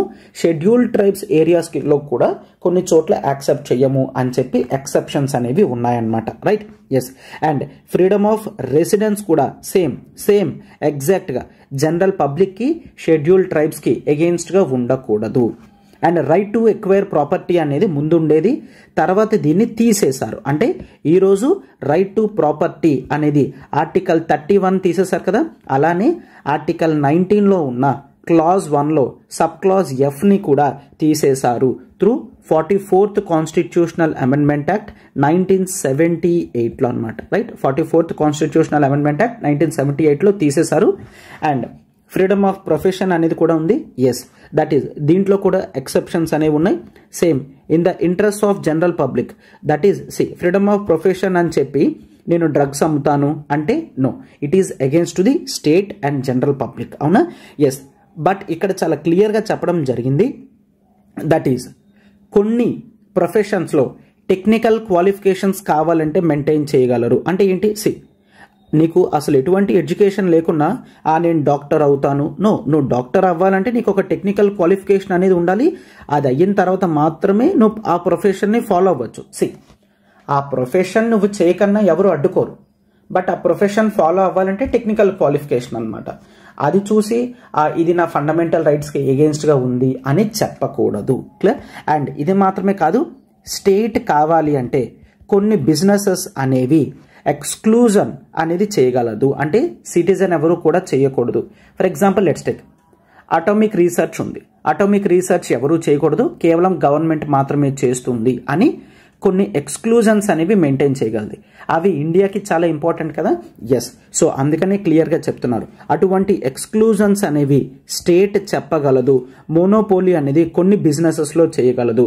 ఫర్ ఎగ్జాంపుల్ సెక్యూరిటీ ప్రొవైడ్ చేయడం, ఎస్, దట్ ఈస్ స్టేట్ బాధ్యత, స్టేట్ మాత్రమే చేస్తుంది. ప్రైవేట్ సెక్యూరిటీ ఇంటర్నల్గా కొంతవరకు మెయింటైన్ చేసుకోవచ్చు, బట్ ఓవరాల్ ఇండియా బార్డర్స్ని కాపాడడం కానీ అవన్నీ కూడా స్టేట్కి సంబంధించింది. ఇంకెవరు కూడా మధ్యలో ఇన్వాల్వ్ అవ్వడానికి లేదనమాట. రైట్, అర్థమైందా? సో ఈ విధంగా ఆర్టికల్ 19 అనేది మనకి 6 ఫండమెంటల్ రైట్స్తో ఉంటాయి. అయితే ఈ 6 ఫండమెంటల్ రైట్స్ కన్నా ఏవైతే ఎక్సెప్షన్స్ చెప్పానో ఆ ఎక్సెప్షన్స్ అనేవి మోస్ట్ ఇంపార్టెంట్. అండ్ వీటన్నిటిలో కూడా ఫ్రీడమ్ ఆఫ్ స్పీచ్ అండ్ ఎక్స్ప్రెషన్కి ఏదైతే ఉందో దీని యొక్క ఎక్సెప్షన్స్ అనేవి చాలా ఇంపార్టెంట్ అనమాట. Sovereignty, integrity, security of the state, foreign states relations damage అవ్వకుండా, public order, decency, morality and contempt of court అన్న ప్రొవిజన్స్ మీరు గుర్తుంచుకుంటే సరిపోతుంది. Right, yes, defamation and offence. So మిగిలిన ఆర్టికల్ 19 క్లాజ్ 1లో ఉన్న మిగిలిన ప్రొవిజన్స్ కూడా కంప్లీట్ చేసాం. Right, yes. And now it is article 20. So article 20 అనేది protection in respect of conviction for offences అని చూస్తాం. కన్విక్షన్ ఫర్ అఫెన్సెస్ అంటే మిమ్మల్ని అన్యాయంగా స్టేట్ మిమ్మల్ని ఏ కేసులో కూడా ఇరికించలేదు. సో దానికి తగ్గట్టుగా కొన్ని ప్రొవిజన్స్ అనేవి మెయింటైన్ చేయడం జరిగింది. There is no ex post facto law. ఈ కాన్సెప్ట్స్ అన్నీ కూడా నేను క్లియర్గా ఎక్స్ప్లెయిన్ చేస్తున్నాను, సో దట్ అసలు మీరు మళ్ళీ బుక్ ఓపెన్ చేసి చేయాల్సిన అవసరం కూడా లేకుండా మనం చేస్తున్నాం. Right, yes. నో ఎక్స్పోస్ట్ ఫ్యాక్టోలా అని అంటాం. అంటే నువ్వు ఎవరి మీదైనా కేసు పెట్టు, బట్ ఆ కేసు కాల పరిమితి వరకు మాత్రమే పెట్టగలవు. ఫర్ ఎగ్జాంపుల్ లెట్స్ టేక్ ఒక సెక్షన్ అనేది ఉండేది 1951 నుంచి లెట్స్ టేక్ 2000 వరకు ఈ సెక్షన్ ఉంది. 2000లో ఈ సెక్షన్ అనేది తీసేశారు. అయితే ఈ సెక్షన్ ప్రకారం ఏ వ్యక్తికైనా సరే 5 years జైలు శిక్ష అనేది పెట్టగలరు. Let's take example. రైట్, అయితే 2012లో నువ్వు ఈ సెక్షన్ మీద ఒక వ్యక్తిని 5 సంవత్సరాలు జైల్లో పెట్టలేవు. ఎందుకు? Yes, no ex post facto law. కేవలం ఆ అఫెన్స్ జరిగేటప్పుడు ఆ సెక్షన్స్ ఉంటే మాత్రమే విధించగలవు. ఆ సెక్షన్స్ కాలపరిమితి ఒకవేళ అయిపోయింది, ఆపేశారంటే తర్వాత టైమ్స్లో నువ్వు విధించడానికి లేదు. దాన్ని no ex post facto law కింద మనం చూస్తామన్నమాట, రైట్? ఎస్. అండ్ ఇది మాత్రమే కాదు, there is no double jeopardy. Double jeopardy అంటే ఒకే కేసు మీద ఇద్దరు 2 సార్లు పనిష్మెంట్ అనేది వేయకూడదు అనమాట. For example let's take a అనే వ్యక్తి ఉన్నాడు. సో ఇతను ఒక అఫెన్స్ చేశాడు. అయితే ఈ అఫెన్స్ మీద లెట్స్ టేక్ హైకోర్టు ఒక జడ్జిమెంట్ ఇచ్చింది. హైకోర్టు లెట్స్ టేక్ ఈ వ్యక్తికి 3 ఇయర్స్ జైలు శిక్ష వేసింది. అయితే ఆ వ్యక్తి సుప్రీంకోర్టుకు వెళ్ళాడు. సుప్రీంకోర్టులో 3 ఇయర్స్ అవసరం లేదు, గో ఫర్ 2 ఇయర్స్ అని చెప్పింది అనుకోండి. It does not mean that first 3 years చేసి తర్వాత 2 సంవత్సరాలు 5 సంవత్సరాలు జైల్లో ఉండడానికి లేదు. ఎందుకంటే సేమ్ మిస్టేక్ మీద ఇద్దరు 2 రకాల పనిష్మెంట్లు అనేది ఇవ్వడానికి లేదు. క్లియర్? సో హైకోర్టు వచ్చింది క్యాన్సిల్ అయిపోతుంది, ఎందుకంటే హైకోర్టు కన్నా సుప్రీంకోర్టు పెద్దది కాబట్టి సుప్రీంకోర్టు ఇచ్చిన తీర్పు అనేది ఉంటుంది. ఓకేనా? అండ్ ఇది కూడా చూడండి. అయితే ఈ వ్యక్తి సుప్రీంకోర్టు ఇచ్చిన జడ్జిమెంట్ ఫాలో అవుతాడు. లెట్స్ టేక్ ఈ వ్యక్తి రైల్వే ఎంప్లాయీ అనుకోండి, రైల్వే. అయితే రైల్వే వాళ్ళు రెండోసారి మళ్ళా అదే పనిష్మెంట్ అనేది శిక్ష అనేది వేయకూడదు సేమ్ మిస్టేక్ మీద. అయితే రైల్వే వాళ్ళు శిక్ష వేస్తే కోర్ట్స్ వేయవు, కోర్ట్స్ వేస్తే రైల్వే అథారిటీ వాళ్ళు శిక్ష అనేది వేయరు. ఓకేనా? సో ఇద్దరిలో ఎవరో ఒక్కరు మాత్రమే వేస్తే దాన్ని నో డబుల్ జెపార్డీ అని అంటాం. లేదంటే ఈ వ్యక్తి చేసిన ఒక్క మిస్టేక్కి 2-3 సార్లు పనిష్మెంట్ అనేది తీసుకోవాల్సి వస్తుందన్నమాట. సో ఆ ప్రొవిజన్ కూడా నో డబుల్ జెపార్డీ కింద మనం చూస్తాము. And there is no self incrimination, అంటే ఏ వ్యక్తిని కూడా భయపెట్టి ఆ వ్యక్తిని ఒప్పించకూడదు అనమాట. ఎస్ నేనే చేశాను, నేనే ఆ తప్పు చేశాను అని చెప్పి బలవంతంగా ఒప్పించకూడదు. మనం ప్రూఫ్స్ చూపించి ఆ వ్యక్తి చేత నిజం బయటకు తెప్పించాలి తప్ప ఏ వ్యక్తిని కూడా తనకి ఎగెయిన్స్ట్గా కేసు అనేది ఇన్వాల్వ్ చేసే విధంగా పెట్టకూడదు. అంటే ఫోర్స్ చేసి తప్పు నేనే చేశానని ఒప్పించుకోవడం అట్లాంటివి చేయకూడదు. దాన్ని నో సెల్ఫ్ ఇన్క్రిమినేషన్ అని మనం అంటామన్నమాట, రైట్? ఎస్. సో ఈ ప్రొవిజన్స్ అన్ని కూడా మోస్ట్ ఇంపార్టెంట్, మనం ఇవన్నీ కూడా కవర్ చేయడం జరిగింది. సో దిస్ ఈజ్ ఆర్టికల్ 20 అనమాట. అండ్ నెక్స్ట్ ఆర్టికల్ 20 తర్వాత one of the most important articles in the Indian constitution, that is article 21. So article 21 అనేది చూస్తే మీరు బేసిక్గా ఆర్టికల్ 21ని ఫ్రీడమ్ ఆఫ్ లైఫ్ అని అంటారు. బట్ కాన్స్టిట్యూషన్లో దాన్ని ఇట్లా రాశారు, no person shall be deprived of his or her life or personal liberty except according to, this is important, procedure established by law. దీని మీద మనం డిస్కషన్ చేస్తాము, ఇంపార్టెంట్ కేస్ లాస్ కూడా డిస్కస్ చేద్దాం. ఓకేనా? అంటే ఏ వ్యక్తిని కూడా తన లైఫ్ నుంచి కానీ పర్సనల్ లిబర్టీ పర్సనల్ ఫ్రీడమ్ నుంచి కానీ డిప్రైవ్ వేరు చేయకూడదు ఎక్సెప్ట్ ప్రొసీజర్ ఎస్టాబ్లిష్డ్ బై లా. అంటే ఏంటి? ఫర్ ఎగ్జాంపుల్ ఒక వ్యక్తి తప్పు చేస్తే కోర్టు 3 ఇయర్స్ జైలు శిక్ష వేసింది. సో జైల్లో పెడితే అతని యొక్క పర్సనల్ లిబర్టీ అనేది పోతుంది కదా, అయితే అతని యొక్క ఫండమెంటల్ రైట్కి ఎగెయిన్స్ట్గా ఉంది కదా. బట్ ఆ వ్యక్తి తప్పు చేశాడు.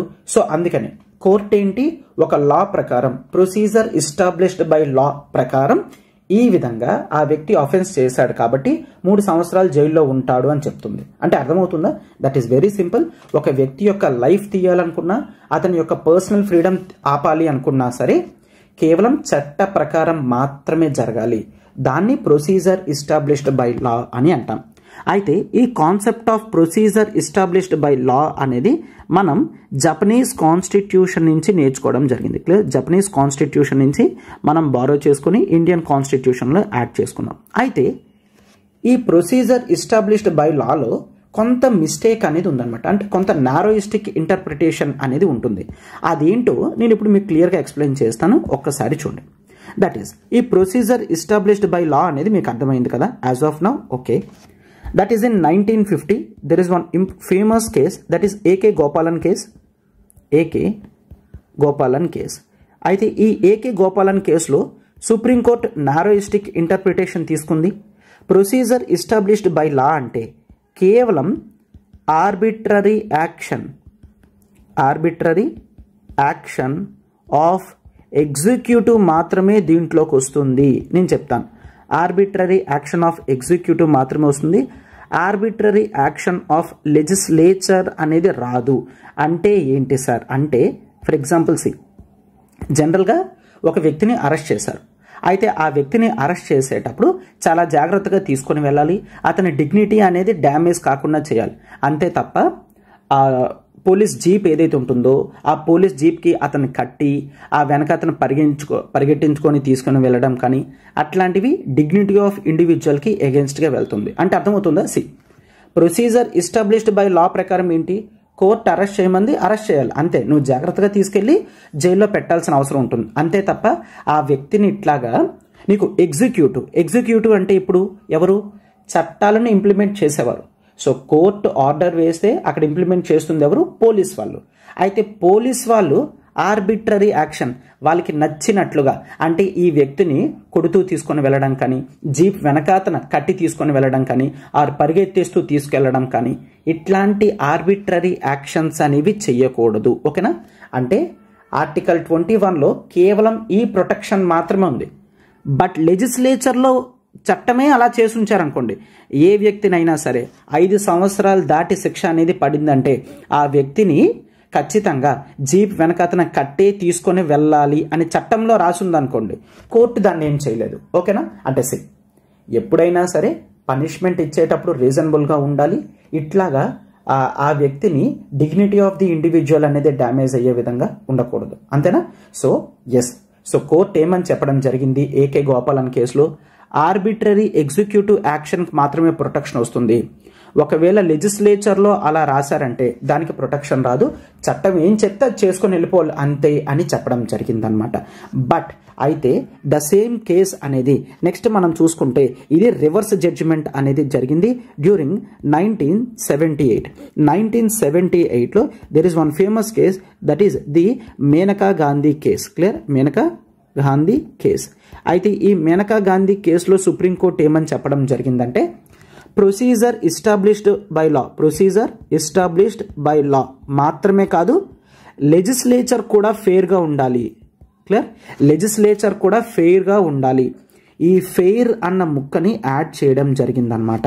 Clear? So procedure established by లా మాత్రమే కాదు, లెజిస్లేచర్ కూడా ఫెయిర్గా ఉండాలి, లెజిస్లేచర్ కూడా రీజనబుల్గా ఉండాలి, అండ్ లెజిస్లేచర్ కూడా జస్ట్ ఉండాలి అని చెప్పడం జరిగింది. అంటే నువ్వు ఏ శిక్ష వేసినా సరే అది జైల్లోనే విధించాలి తప్ప తీసుకెళ్తున్నప్పుడు జీప్ వెనక అతను కట్టడం కానీ, కొట్టుతూ తీసుకొని వెళ్ళడం కానీ, క్లియర్, ఇట్లాగా చెయ్యకూడదు. చట్టం కూడా ఫెయిర్గానే ఉండాలి, చట్టం కూడా రీజనబుల్గానే ఉండాలి అని చెప్పడం జరిగింది. So procedure established by law plus fair, reasonable, just వీటన్నిటినీ కలిపితే డ్యూ ప్రాసెస్ ఆఫ్ లా అని అంటాం. Clear? Due process of law. Due process of law అనేది ప్రొసీజర్ ఎస్టాబ్లిష్డ్ బై లా కన్నా పెద్దదన్నమాట. Procedure established by law plus fairness రెండు కలిపితే due process of లా వస్తుంది.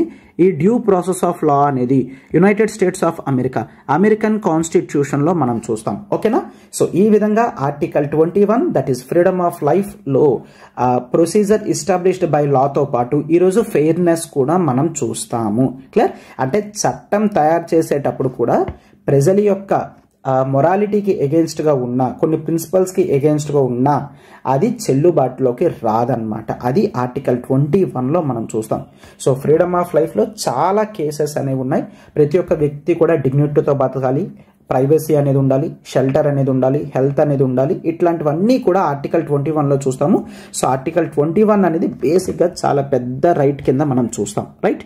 ఎస్. అండ్ నెక్స్ట్ ఆర్టికల్ 21 తర్వాత article 21A. Article 21A. Article 21A అనేది right to education. Right to education. అయితే constitution ఉన్నప్పటి నుంచి ఇది లేదు, తర్వాత దీన్ని కాన్స్టిట్యూషనల్ అమెండ్మెంట్ చేసి ఎడ్యుకేషన్ అనేది యాడ్ చేయడం జరిగింది. That is through 86th constitutional amendment act 2002 నుంచి దీన్ని యాడ్ చేశారనమాట. So right to education for all అనేది చేరుకోవాలి, ఇండియా ఎడ్యుకేషన్తో ఉండాలి అని చెప్పి దీన్ని ఒక ఫండమెంటల్ రైట్గానే పెట్టారు. So the persons of 6 to 14 years, ఎవరైతే 6 to 14 years ఉన్నారో వాళ్ళందరికీ కూడా ఫ్రీ అండ్ కంపల్సరీ ఎడ్యుకేషన్ అనేది స్టేట్ ప్రొవైడ్ చేస్తుంది. అది స్టేట్ బాధ్యత అన్నమాట.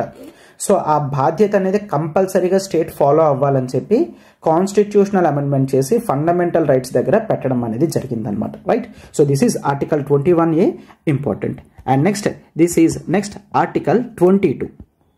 Article 22 that is protection against arrest and detention అని చూస్తాం. That is protection against arrest and detention.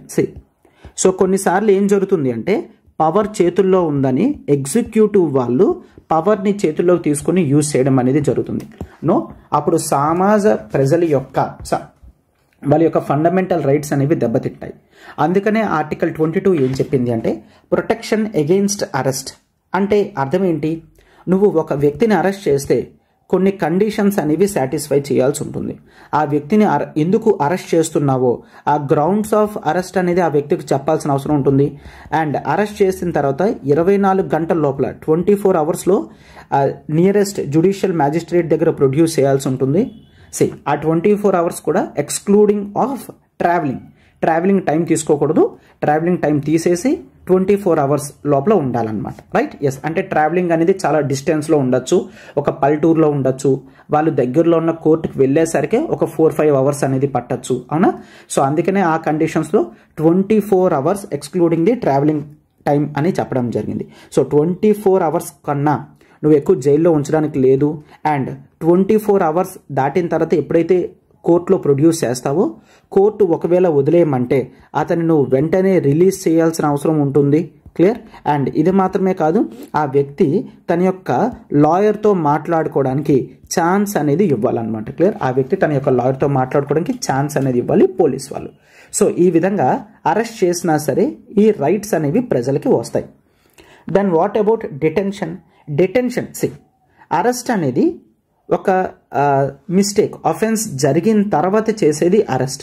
Detention అనేది ఆ వ్యక్తి తప్పు చేస్తాడు ఏమో అని చేసేది డిటెన్షన్.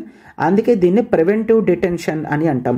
అమ్మో ఈ వ్యక్తి చాలా డేంజర్, ఈ వ్యక్తి ఇప్పుడు ఇక్కడ ఉంటే మర్డర్ చేసే ఛాన్స్ ఉంది అనుకుంటే ఆ వ్యక్తిని డిటెన్షన్ చేస్తారు, క్లియర్. ఆ వ్యక్తిని వేరేగా తీసుకెళ్లి ఒక దగ్గర ఉంచడం జరుగుతుంది. దాన్ని ప్రివెంటివ్ డిటెన్షన్ అని అంటాం అన్నమాట, క్లియర్. దీన్ని ప్రివెంటివ్ డిటెన్షన్ అని అంటాము. సో ఈ ప్రివెంటివ్ డిటెన్షన్లో కొన్ని కండిషన్స్ ఉన్నాయి. లైక్ ఫర్ ఎగ్జాంపుల్ ఒకప్పుడు మనం చూసుకుంటే ఇప్పటికీ ఉంది నేషనల్ సెక్యూరిటీస్ యాక్ట్. అంటే ఇండియా యొక్క సెక్యూరిటీగా ఎగెయిన్స్ట్గా ఎవరైనా వర్క్ చేస్తున్నారంటే ఆ వ్యక్తుల్ని స్టేట్ ప్రివెంటివ్ డిటెన్షన్ అనేది చేయగలదన్నమాట, రైట్. ఎస్, సో ఒకప్పుడు so many laws internal security maintain చేయడానికి కానీ ప్రివెంటివ్ డిటెన్షన్ యాక్ట్స్ అనేవి చాలా వరకు తీసుకొని రావడం జరిగిందనమాట, రైట్. ఏ వ్యక్తి అయినా సరే ఒకవేళ తప్పు చేస్తాడు ఏమో అనుకొని అరెస్ట్ చేస్తే అది ప్రివెంటివ్ డిటెన్షన్లో భాగంగా మనం చూస్తాం, ఓకేనా. సో ఆర్టికల్ 19 నుంచి ఆర్టికల్ 22 వరకు ఫ్రీడమ్ అనేది చూస్తాము. ఈ ఫ్రీడమ్ అనేది వేరియస్ రైట్స్లో ఎలా ఉంది అనేది మనం కంప్లీట్ చేస్తాం, ఓకేనా. So article 19 right to freedom, 19 6 rights అనేవి ఉన్నాయి. 20 conviction for offences, 21 freedom of life and personal liberty, procedure established by law, due process of లాకి డిఫరెన్స్ అనేది చెప్పాను, most important. Article 21A right to education అనేది చూసాము. And article 22 protection against arrest and detention అనేది మనం చూసాం, right. And next మనం article 23 నుంచి డిస్కస్ చేద్దాం. So article 23, 24 right against exploitation. This is article 23 and 24లో మనం కవర్ చేస్తాం. Article 23 deals with the prohibition of trafficking in human beings and forced labour and trafficking అనేది ప్రొహిబిట్ చేయడం జరుగుతుంది. Trafficking అంటే ఏంటి? ఒక వ్యక్తిని అన్యాయంగా అక్రమంగా వేరే ప్లేస్కి మనం పంపించేస్తే అతని విల్కి ఎగెయిన్స్ట్గా ట్రాఫికింగ్ అని అంటాం, ట్రాఫిక్ చేయడం అని అంటారు కదా. ఎస్, అండ్ ఫోర్స్డ్ లేబర్ అంటే వెట్టి చాకరీ లాంటివి ఉండకూడదు. అయితే ఈ ఫోర్స్డ్ లేబర్ని బెగార్ అని పిలవడం జరుగుతుంది. This is important term that needs to be known. Begar అంటే ఏంటి? బెగార్ అంటే ఫోర్స్డ్ లేబర్ అని మీనింగ్ అనమాట. సో ఆర్టికల్ 23 ఎక్స్ప్లాయిటేషన్ కదా, ట్రాఫికింగ్ చేస్తున్నా ఫోర్స్డ్ లేబర్ చేస్తున్నా దాన్ని ఎక్స్ప్లాయిటేషన్ అని అంటాం కదా, అట్లాంటివి ఉండకూడదు. అందుకే రైట్ అగేన్స్ట్ ఎక్స్ప్లాయిటేషన్లో భాగంగా మనం ఆర్టికల్ 23 ప్రకారం ట్రాఫికింగ్ అండ్ ఫోర్స్డ్ లేబర్ అనేది మనం ప్రొహిబిట్ చేస్తున్నాము. సో వీటిని ఇంప్లిమెంట్ చేయడానికి the immoral traffic prevention act 1956 అనేది తీసుకొచ్చాం. ట్రాఫికింగ్ కంట్రోల్ చేయడానికి ఇమ్మోరల్ ట్రాఫిక్ ప్రివెన్షన్ యాక్ట్ అని, ఫోర్స్డ్ లేబర్ అనేది కంట్రోల్ చేయడానికి bonded labour system abolition act. ఒకప్పుడు బాండెడ్ లేబర్ అనేది ఉండేది. సో ఒక వ్యక్తి తన తరతరాలుగా ఒక ల్యాండ్కి బానిసలా ఉండడం జరుగుతుంది, దాన్ని బాండెడ్ లేబర్ అంటాం. అటువంటి బాండెడ్ లేబర్ అబోలిషన్ యాక్ట్ అనేది 1976లో తీసుకొచ్చారు. అండ్ కష్టపడిన ప్రతి ఒక్కరికి కూడా మినిమం వేజెస్ అనేవి రావాలి అన్నట్టు మినిమం వేజెస్ యాక్ట్ 1948 తీసుకొచ్చారు. అండ్ ఈక్వల్ రెమ్యూనరేషన్ యాక్ట్ అనేది తీసుకొచ్చారు 1976లో. ఈక్వల్ రెమ్యూనరేషన్ ప్రకారం మేల్స్కి ఫీమేల్స్కి ఈక్వల్గా శాలరీస్ అనేవి ఇవ్వడం అనమాట. Right. So this is about the article 23. అయితే ఈ ఆర్టికల్ 23లో ఈవెన్ ఒకప్పుడు ఉండే దేవదాసి సిస్టమ్ కానీ అండ్ కంప్లీట్ స్లేవరీ కానీ ఇట్లాంటివన్నీ కూడా ప్రొహిబిట్ చేయడం జరిగింది. 23 తర్వాత 24 చూస్తాం. That is the prohibition of employment of children in factories. So ఫ్యాక్టరీస్లో చిల్డ్రన్ యొక్క ఎంప్లాయ్మెంట్ అనేది ప్రొహిబిట్ చేయడం జరిగింది. సో అయితే ఇక్కడ చాలా క్లియర్గా చూస్తాం. ఆర్టికల్ 24 లెస్ దాన్ 14 ఇయర్స్, ఎవరైతే లెస్ దాన్ 14 ఇయర్స్ ఉంటారో వాళ్ళు కొన్ని ఫ్యాక్టరీస్లోని అండ్ మైనింగ్ ఇండస్ట్రీస్లో కానీ అండ్ మరికొన్ని హజార్డస్ అంటే డేంజరస్ అనమాట. సో హజార్డస్ ఫ్యాక్టరీస్లోని, మైనింగ్ ఫ్యాక్టరీస్లోని అండ్ కొన్ని ఫ్యాక్టరీస్లో లెస్ దాన్ 14 ఇయర్స్ ఉన్న వాళ్ళు ఎటువంటి వర్క్ కూడా చేయకూడదు. క్లియర్. అంటే లైక్ హజార్డస్ యాక్టివిటీస్ అంటే రైల్వేస్ కానీ కన్స్ట్రక్షన్ వర్క్స్లో కానీ ఉండకూడదు అని చూస్తాం. రైట్. ఎస్. సో దీన్ని ఇంప్లిమెంట్ చేయడానికి child labour prohibition and regulation act అనేది తీసుకొచ్చారు. ఈ యాక్ట్ అనేది 1986లో తీసుకొని రావడం అనేది జరిగింది. అయితే ఈ యాక్ట్కి అమెండ్మెంట్ కూడా చేయడం జరిగింది. ఈ అమెండ్మెంట్ యాక్ట్ ఏమో 2016లో చూస్తాం మనం. Clear. So the child labour prohibition and regulation amendment act అనేది తీసుకొని రావడం జరిగింది 2016లో. అయితే కంప్లీట్గా లెస్ దాన్ 14 ఇయర్స్ ఎవరైతే ఉంటారో వాళ్ళని ఇక్కడెక్కడా కూడా ఉండకూడదని చూస్తాం. బట్ అఫ్ కోర్స్ చిన్న ఎక్సెప్షన్ అనేది ఉంది. ఒకవేళ కొన్ని రియాలిటీ షోస్లో మాత్రం చిల్డ్రన్కి ఛాన్స్ ఇవ్వడానికి, రియాలిటీ షోస్లో చిల్డ్రన్ చేస్తే అది ఎంప్లాయ్మెంట్ ఇన్ ఫ్యాక్టరీ కింద కన్సిడర్ చెయ్యరు అని అఫీషియల్గా చెప్పడం జరిగిందనమాట. రైట్. ఎస్. అండ్ చైల్డ్ యొక్క రైట్స్ని ప్రొటెక్ట్ చేయడానికి commission for protection of child rights అనే బాడీని కూడా పెట్టడం జరిగింది. దానికి స్టాట్యూటరీ స్టేటస్ ఇచ్చారు 2005. క్లియర్. అండ్ ఇది మాత్రమే కాదు, 1996లో కూడా సుప్రీం కోర్ట్ ఒక ఫండ్ అనేది క్రియేట్ చేయడం జరిగింది. That is the child labour rehabilitation. అంటే ఎవరైతే చిల్డ్రన్ అబ్యూజ్కి గురయ్యారో వాళ్ళకి సైకలాజికల్గా పైకి తీసుకొని వచ్చి రీహాబిలిటేషన్ చేసి వాళ్ళని వెల్ఫేర్గా చూసుకోవడానికి child labour rehabilitation welfare fund అనేది క్రియేట్ చెయ్యాలి అని చెప్పి ఎవరు చెప్పారు? సుప్రీంకోర్టు చెప్పింది. దానికి తగ్గట్టుగా గవర్నమెంట్ ఆఫ్ ఇండియా ఇటువంటి child labour rehabilitation and welfare fund అనేది క్రియేట్ చేయడం అనేది జరిగిందనమాట. Right. Yes. So completely child labour అనేది అబాలిష్ చేయడం గవర్నమెంట్ బాధ్యత. సార్ మరి ఇప్పటికీ కూడా ఉంటున్నాయి కదా? ఎస్, ఇప్పటికీ కూడా ఏవైతే మనం చూస్తున్నామో అవి ఇల్లీగల్గానే మెయింటైన్ చేయడం జరుగుతుంది. అఫీషియల్గా అయితే ఎవరు మెయింటైన్ చేయకూడదు. This is about article 23 and 24 right against exploitation అని మనం చూస్తాం. And next it is the right to freedom of religion. And next fundamental rights ఏవైతే ఉంటాయో ఇవన్నీ కూడా రిలీజియన్కి సంబంధించింది. అంటే దీంతో రిలీజియన్ ప్రమోషన్ మాత్రమే కాదు, సెక్యులరిజం, భారతదేశం అనేది దట్ ఈజ్ ఈ ప్రతి రిలీజియన్కి కూడా ఈక్వల్ రెస్పెక్ట్ ఇస్తుంది అని చెప్పడానికి ఈ ఫండమెంటల్ రైట్స్ అనేవి ఉన్నాయి. For example if you take that is article 25 నుంచి మనం చూస్తాం. ఆర్టికల్ 25 ప్రకారం వీ హ్యావ్ సర్టైన్ ఫ్రీడమ్స్. అవన్నీ కూడా రిలీజన్లోనే. That is freedom of conscience. Freedom of conscience అంటే ఏంటి? నీ మనసులో నీ ఆత్మ నిజంగా ఎవరినైతే రిలీజియన్గా భావిస్తుందో, గాడ్ కింద భావిస్తుందో అది నువ్వే నిర్ణయించుకో. ఎవ్వరు కూడా నీకు ఫోర్స్ చేయరు. That is freedom of conscience. Clear. Conscience అంటే మన ఆత్మ అని చెప్పుకుంటాం కదా. సో ఆ ఫ్రీడమ్ ఆఫ్ కన్సైన్స్ అనేది ఉంటుంది. అండ్ ప్రతి ఒక్కరూ కూడా వాళ్ళ రిలీజియన్ని వాళ్ళు చెప్పుకోగలరు. దాన్ని రైట్ టు ప్రొఫెస్. సో నా రిలీజియన్ ఇది, నా మతం ఇది అని చెప్పుకోవచ్చు, ప్రమోట్ కూడా చేసుకోవచ్చు అని చెప్తున్నారనమాట. క్లియర్? వాళ్ళ రిలీజియన్ని ఫ్రీగా వాళ్ళు చెప్పుకోగలరు. అండ్ ఇది మాత్రమే కాదు, వాళ్ళ రిలీజియస్ ప్రాక్టీసెస్ ఏవైతే ఉంటాయో వాటిని వాళ్ళు హ్యాపీగా ఫాలో అవ్వగలరు అని చూస్తాం. మా రిలీజియన్లో ఈ విధమైన కస్టమరీ ప్రాక్టీసెస్ ఉంటాయి అని అంటే ఎస్, వాళ్ళు స్వేచ్ఛగా ఆ కస్టమరీ ప్రాక్టీసెస్ అనేవి ఫాలో అవ్వగలరు. రైట్ టు ప్రాక్టీసెస్ అని చూస్తాం. అండ్ ఇది మాత్రమే కాదు, that is the right to propagate. Right to propagate అనేది కూడా చూస్తాము. అంటే వాళ్ళ రిలీజియన్ని, వాళ్ళ మతాన్ని వాళ్ళు స్ప్రెడ్ చేసుకోగలరు. Right to propagate. ఇవి ఆర్టికల్ 25లో చూస్తాం. Freedom of conscience, right to profess, right to practice and right to propagate. అయితే ఇక్కడెక్కడా కూడా ఫోర్స్ అనేది ఉండకూడదు అని చెప్తున్నారు. ఒకవేళ ఫోర్స్ ఉంది అంటే అప్పుడు ఫ్రీడమ్ ఆఫ్ రిలీజియన్ అనేది వర్తించదు. నువ్వు ఎవరినో ఒప్పించి తీసుకోవచ్చు, కానీ నొప్పించి ఫోర్స్ఫుల్గా ఎవరిని రిలీజియన్ అనేది మార్చే విధంగా ట్రై చేయకూడదు అనమాట. రైట్? ఎస్, ఇది బోత్ సిటిజన్కి నాన్ సిటిజన్కి కూడా వర్తిస్తుంది అని మనం చూస్తాం. రైట్? ఎస్. అండ్ ఇది మాత్రమే కాదు, ఒక్కసారి ఆర్టికల్ 25 ప్రకారం ద డెఫినేషన్ ఆఫ్ హిందూ అనేది క్లియర్గా చెప్పడం జరిగింది.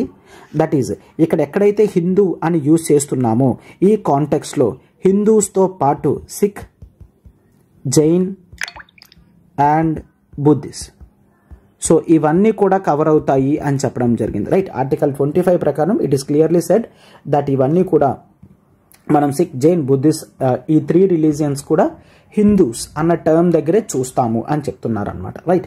సో హిందూస్ అని రిఫర్ చేస్తే వీళ్ళందరూ కూడా వస్తారు అని meaning. So this is article 25. And next article 26. Article 26 ప్రకారం freedom to manage religious affairs అని చూస్తాం. Freedom to manage religious affairs. So religious affairs ఏమున్నా, రిలీజియస్ ఇష్యూస్ ఏమున్నా సరే అది ఎవరంతట వాళ్ళు ఓన్ డిసిషన్స్ అనేవి తీసుకోవచ్చు. సో స్టేట్ ఏ విధమైన ఆంక్షలు అనేది పెట్టదు అని చెప్పడం freedom to manage the religious affairs అనేది చూస్తాం. సో రిలీజియస్ కానీ చారిటబుల్ పర్పజెస్ మీద ఇన్స్టిట్యూషన్స్ పెట్టగలం. ఆ చారిటీస్ యొక్క ఫంక్షన్స్ ఏముంటాయో చెప్పగలం. ఆ చారిటీస్ పేరు మీద కొన్ని ఆస్తులు అనేవి కొనగలం. రైట్? ఇట్లాంటివన్నీ కూడా freedom to manage religious affairs కింద మనం చూస్తామన్నమాట. దిస్ ఈజ్ అండర్ ఆర్టికల్ 26 అనేది చూస్తాం. అండ్ ఈ ఫ్రీడమ్ ఆఫ్ రిలీజియన్లో ఆర్టికల్ 27 ప్రకారం freedom from taxation. Clear? So నువ్వు ఒక రిలీజియన్ పాటిస్తున్నందుకు ఎటువంటి ట్యాక్స్ కూడా కట్టాల్సిన అవసరం లేదు. ఎందుకు ఈ ప్రాబ్లం అనేది ఉందంటే ఇండిపెండెన్స్ రాకముందు బ్రిటిష్ టైంలో అండ్ ఆ ముందు కూడా మోస్ట్ ఆఫ్ ది ఎక్కడైతే ముస్లిం కంట్రోల్డ్ ఎన్క్లేవ్స్ ఉంటాయో, కింగ్డమ్స్ ఉంటాయో, ఎవరైతే హిందూస్ ఉన్నారో they are suppose to pay some taxes. కొన్ని ట్యాక్సెస్ అనేవి కట్టాల్సి వచ్చేది. ఎందుకు? హిందూ అయినందుకు కట్టాల్సి వచ్చేది అనమాట. రైట్? బట్ ఇప్పుడు అటువంటి ట్యాక్సేషన్ అనేది లేకుండా కంప్లీట్ ఫ్రీడమ్ అనేది ఇస్తున్నారు. నువ్వు ఏ రిలీజియన్ అయినా ఫాలో, నువ్వు ఎటువంటి ట్యాక్స్ కూడా పే చేయాల్సిన అవసరం లేదు అని చెప్తున్నారు అనమాట. అయితే గుర్తుంచుకోండి, దీని ప్రకారం కేవలం ట్యాక్సెస్ మాత్రమే కలెక్ట్ చేయకూడదు. ఆ ఫీ అనేది కావాలంటే పెట్టచ్చు. అంటే you may ask the doubt. టెంపుల్కి ఎంటర్ అయ్యేటప్పుడు 100 రూపీస్, 300 రూపీస్, 500 రూపీస్ టోకెన్స్ ఉంటాయి. అయితే అవి వాటిని అక్కడ ఏవైతే కలెక్ట్ చేస్తున్నారో 100, 300, 500 వాటన్నిటినీ ఫీజ్ అని అంటాము. అవి ఎవరు మ్యాండేటరీగా కట్టాల్సిన అవసరం లేదు. ఈవెన్ ఫ్రీ దర్శనం కూడా ఉంటుంది. ఫ్రీ దర్శనంకి వెళ్తే ఎటువంటి రూపాయి కూడా కట్టాల్సిన అవసరం లేదు. 100 రూపీస్, 300 రూపీస్, 500 రూపీస్ ఇవన్నీ కూడా ఫీజెస్ అంటాం. నువ్వు ఫీజ్ కలెక్ట్ చేయొచ్చు, బట్ ట్యాక్సెస్ అనేవి కలెక్ట్ చేయకూడదు అని చెప్పి ఆర్టికల్ 27 అనేది చూస్తామన్నమాట. రైట్? అండ్ నెక్స్ట్ ఆర్టికల్ 28 అనేది చూస్తాం. ఆర్టికల్ 28 ప్రకారం that is freedom from attending religious instructions. Freedom from attending అంటే మీ రిలీజియన్ ఉంది, వాళ్ళు ఏవో రిలీజియస్ ఇన్స్ట్రక్షన్స్ అనేవి ఇస్తున్నారు, అవి నువ్వు అటెండ్ అవ్వాలి అని అనుకోలేదు. వాళ్ళ రిలీజియన్ గురించి ప్రమోట్ చేస్తూ మన రిలీజియన్లో ఉన్న వాళ్ళందరూ ఇలా చెయ్యాలి అని సంథింగ్ ఏదైనా ఇన్స్ట్రక్షన్స్ ఉన్నాయి అంటే వాటిని ఖచ్చితంగా ఫాలో అవ్వాల్సిన అవసరం లేదు. అంటే ఏంటి? నువ్వు ఒక రిలీజియన్ని ఫాలో అయితే నువ్వు ఒక థీస్ట్ అవుతావు. నువ్వు ఒక రిలీజియన్ని ఫాలో అవ్వకపోతే ఎథీస్ట్ అవుతావు. నువ్వు ఏ రిలీజియన్ని ఫాలో అవ్వకపోతే ఎథీస్ట్ అవుతావు. అంటే రిలీజియన్ ఫాలో అయ్యే వాళ్ళు హక్కులు మాత్రమే కాదు, ఈవెన్ రిలీజియన్ని ఫాలో అవ్వని వాళ్ళ హక్కులు కూడా స్టేట్ కాపాడుతుంది. ప్రతిసారి ఖచ్చితంగా నాకు ఒక రిలీజియన్ ఉండాల్సిన అవసరం లేదు, నేను అసలు రిలీజియన్ని నమ్మను అని అనుకున్నా సరే నీకు ఆర్టికల్ 28 అనేది freedom from attending religious instructions అనేది ఇవ్వడం జరుగుతుంది. ఓకేనా. So these are the freedom to religion article 25 నుంచి 28 వరకు. Right to freedom of religion అనేది చూస్తాం. అంటే ప్రతి మతాన్ని ఈక్వల్గా చూస్తుంది కాబట్టి 25 నుంచి 28 ప్రావిజన్స్ అనేవి మనం సెక్యులరిజంలో కూడా చూస్తాము. Clear? Yes. So next article 29, 30 that is cultural and educational rights కింద చూస్తాం. కల్చరల్ అండ్ ఎడ్యుకేషనల్ రైట్స్ కింద చూస్తాం. So what are these cultural and educational rights? So article 29 అనేది చూస్తే మనకు అర్థమవుతుంది. If you observe article 29 it is clearly said that any section, ఇక్కడ గుర్తుంచుకోండి ఎనీ సెక్షన్ అని చెప్పడం జరిగింది. నేను చెప్తాను. ఎనీ సెక్షన్ ఆఫ్ సిటిజన్ ఎవరైతే ఉన్నారో వాళ్ళందరూ they have right to conserve ఏంటి వాళ్ళ distinct language. A section of people అయినా వాళ్ళ లాంగ్వేజ్ అయినా వాళ్ళ స్క్రిప్ట్ అయినా వాళ్ళ కల్చర్ అయినా వాళ్ళు కన్జర్వ్ చేసుకోగలరు. ఇవే ఉన్న డిస్టింక్ట్ లాంగ్వేజ్ కానీ స్క్రిప్ట్ కానీ కల్చర్ కానీ దేన్నైనా సరే వాళ్ళు కన్జర్వ్ చేసుకోగలరు ఎనీ సెక్షన్ అని చెప్పడం జరిగింది. అయితే చాలామంది దీన్ని రాంగ్గా ఏమని అర్థం చేసుకుంటారంటే ఇక్కడ మైనారిటీ అని చెప్తారు, మైనారిటీ రైట్స్ అని చెప్తారు. చాలామంది చెప్పడం కూడా తప్పుగా చెప్తారు. బట్ నో, ఆర్టికల్ 29 మైనారిటీస్ అన్న వర్డ్ యూజ్ చేయలేదు. ఎనీ సెక్షన్ ఆఫ్ పీపుల్ అని యూజ్ చేయడం జరిగింది. ఎనీ సెక్షన్ ఆఫ్ పీపుల్లో మైనారిటీ వస్తారు అండ్ ఈవెన్ మెజారిటీ పీపుల్ కూడా రావడం జరుగుతుంది. ఓకేనా. మైనారిటీతో పాటు మెజారిటీ. నువ్వెవ్వరైనా అవ్వు, నీకు ఒక డిస్టింక్ట్ లాంగ్వేజ్ ఉన్నా, నీకు ఒక డిస్టింక్ట్ స్క్రిప్ట్ ఉన్నా, నీకు ఒక డిస్టింక్ట్ కల్చర్ ఉన్నా, అది నువ్వు ఇండియాలో కంప్లీట్ ఫ్రీగా ఏ ఒత్తిడికి కూడా లొంగకుండా ఫాలో అవ్వచ్చు. అది మనం ఆర్టికల్ 29లో చూస్తాము. That is protection of interest of the people any section అని చూస్తామన్నమాట. ఆర్టికల్ 29లో మైనారిటీ అన్న వర్డ్ యూజ్ చేయలేదు అని గుర్తుంచుకోండి. And next article 30. Clear? Article 30 చూస్తే దిస్ ఈజ్ రైట్. ఇక్కడ మాత్రం మైనారిటీస్ అన్న వర్డ్ యూజ్ చేయడం జరిగింది చాలా క్లియర్గా. So that is the right of minorities. Clear? The right of minorities to establish దేని గురించి? And administer. సో ఎవరైనా సరే మైనారిటీస్ ఎవరైతే ఉన్నారో వాళ్ళకి నచ్చినట్లుగా ఎస్టాబ్లిష్ చేయొచ్చు, అడ్మినిస్టర్ కూడా చేయొచ్చు. ఏంటవి? Educational institutions. అందుకే మనకి క్రిస్టియన్ రిలేటెడ్ స్కూల్స్ అనేవి చాలా ఎక్కువగా కనిపిస్తాయి. ఎందుకంటే దే హ్యావ్ కంప్లీట్ ఫ్రీడమ్. వాళ్ళ ఎడ్యుకేషనల్ ఇన్స్టిట్యూషన్స్ అనేవి ఆర్టికల్ 30 ప్రకారం వాళ్ళు ప్రమోట్ చేసుకోవచ్చు. ఇక్కడ మైనారిటీస్కి స్పెసిఫిక్గా ఈ రైట్ అనేది ఇవ్వడం జరిగింది. సార్ అంటే మెజారిటీ చేసుకోకూడదా? నో, మెజారిటీస్కి ఆల్రెడీ జనరల్గా గవర్నమెంట్ స్కూల్స్ అనేవి ఉంటాయి. సో సపరేట్గా మెజారిటీస్ ఏం చేయాల్సిన అవసరం లేదు. అంటే గవర్నమెంట్ స్కూల్లో ఎవరైనా వెళ్ళొచ్చు. బట్ ఇక్కడ మైనారిటీస్ రైట్స్ని మెన్షన్ చేస్తూ వాళ్ళు కూడా కొన్ని ఎడ్యుకేషనల్ ఇన్స్టిట్యూషన్స్ పెట్టుకోవచ్చు అన్న ఫ్రీడమ్ అనేది ఆర్టికల్ 30 ఇవ్వడం జరిగింది. బట్ ఇక్కడ మనకి ఎగ్జామినేషన్ పాయింట్ ఆఫ్ వ్యూలో ఇంపార్టెంట్ ఏంటి అంటే ఆర్టికల్ 29లో మైనారిటీ అన్న వర్డ్ యూజ్ చేయలేదు. సో బౌత్ మైనారిటీ అండ్ మెజారిటీ వస్తుంది. ఆర్టికల్ 30లో మాత్రం మైనారిటీ అన్న వర్డ్ యూజ్ చేయడం జరిగింది. అంటే ఇది స్పెసిఫిక్గా మైనారిటీస్ గురించి ఇదంతా కూడా చెప్పడం జరిగింది అని మనం చూస్తాం. ఓకేనా. Right. So this is article 29, 30. These come under cultural and educational rights. So article 29 అనేది కల్చరల్ రైట్ అని చూస్తాము అండ్ ఆర్టికల్ 30 అనేది ఎడ్యుకేషనల్ రైట్ అని చూస్తాం. రైట్. ఎస్. అండ్ ఆర్టికల్ 29, 30 తర్వాత we need to go to article 31. clear? But article 31 ఏమైంది? now article 31 అనేది మనం ఆల్రెడీ చూసాము. Right to property. దీన్ని ఈరోజు ఆర్టికల్ 300A కింద నార్మల్ ఆర్డినరీ రైట్ కింద మార్చేశారు under 44th constitutional amendment act 1978 అనేది మనం చూస్తాం. రైట్. ఎస్. అయితే ఆర్టికల్ 31 లేకపోయినా we have the other articles. So అవి కూడా ఇప్పుడు కంప్లీట్ చేద్దాం. చూడండి. That is article 31A, 31B, 31C అనేవి ఉన్నాయి. సో ఆర్టికల్ 31 నుంచి మీరు ఇక్కడ క్లియర్గా చూడండి. దీస్ ఆర్ ఆర్టికల్ 31A కానీ 31B కని 31C కని ఇవన్నీ కూడా exceptions to fundamental rights. Exceptions to fundamental rights ఏంటి sir? Exceptions to fundamental rights అంటే ఇక్కడ మనం చూస్తాం. So starting fundamental rights discuss చేసినప్పుడు చూసాం.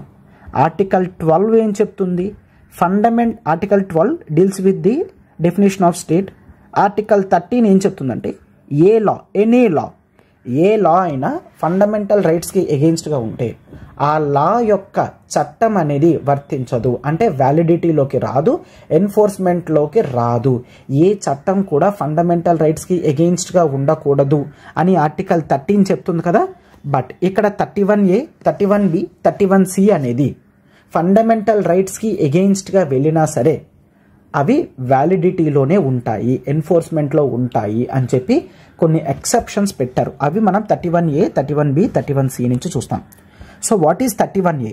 That is regarding the acquisition of estates. కొన్ని ల్యాండ్స్ ఏవైతే ఉంటాయో వాటిని ఎక్వైర్ చేసుకునేటప్పుడు, అంటే కేవలం ఎక్విజిషన్ ఆఫ్ ఎస్టేట్స్ మాత్రమే కాదు, అండ్ ఆ రిలేటెడ్ రైట్స్ వాటన్నిటిని కూడా చూస్తాము. అండ్ ప్రాపర్టీ మేనేజ్మెంట్ తీసుకోవడం కానీ, కార్పొరేషన్స్ అమాల్గమేషన్స్ కానీ, అంటే ఇట్లాంటివి చాలా ఉంటాయి. సో సింప్లీ ఆర్టికల్ 31 ప్రకారం సేవింగ్ ఆఫ్ లాస్ అని అంటాం. సో ఇక్కడ కొన్ని 31Aలో కొన్ని మెన్షన్ చేయడం జరిగింది which are not so important for the exam. So ఆ లాస్ ఏవైనా సరే ఫండమెంటల్ రైట్స్కి ఎగెయిన్స్ట్గా ఉన్నా సరే ఇవి వ్యాలిడిటీ, ఎన్ఫోర్స్మెంట్లో ఉంటాయి. ఆర్టికల్ 13 ప్రకారం ఉండకూడదు, బట్ ఇది ఎక్సెప్షన్ కాబట్టి ఉన్నాయి అని చూస్తాం 31A. And next article 31B. So క్లియర్గా చూడండి, మీకు ఇంకా క్లియర్గా అర్థమవుతుంది, చాలా జాగ్రత్తగా గుర్తుంచుకోండి.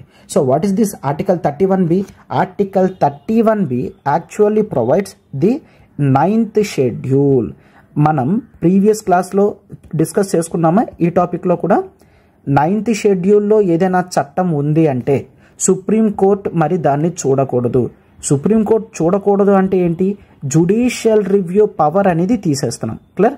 అంటే 9th షెడ్యూల్ అనేది 31B ప్రకారం కాన్స్టిట్యూషనల్ అమెండ్మెంట్ చేశారు.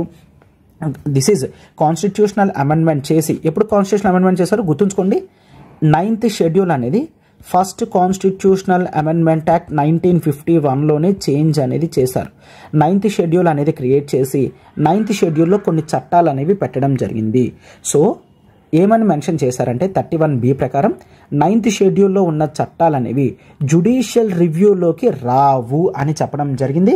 బట్ ఆల్సో సెడ్ ఈ 31B ఏదైతే ఉందో నెక్స్ట్ కేశవనంద భారతీ కేసులో సుప్రీంకోర్టు యాక్సెప్ట్ చేసింది. ఓకే, 9th షెడ్యూల్ని ఉంచండి, బట్ ఒకవేళ 9th షెడ్యూల్లో ఉన్న చట్టం ఏదైనా సరే బేసిక్ స్ట్రక్చర్ని వైలేట్ చేసిందంటే మాత్రం అది ఖచ్చితంగా మేము జుడిషియల్ రివ్యూ చేస్తాము అని చెప్పి సుప్రీంకోర్టు చెప్పడం జరిగింది.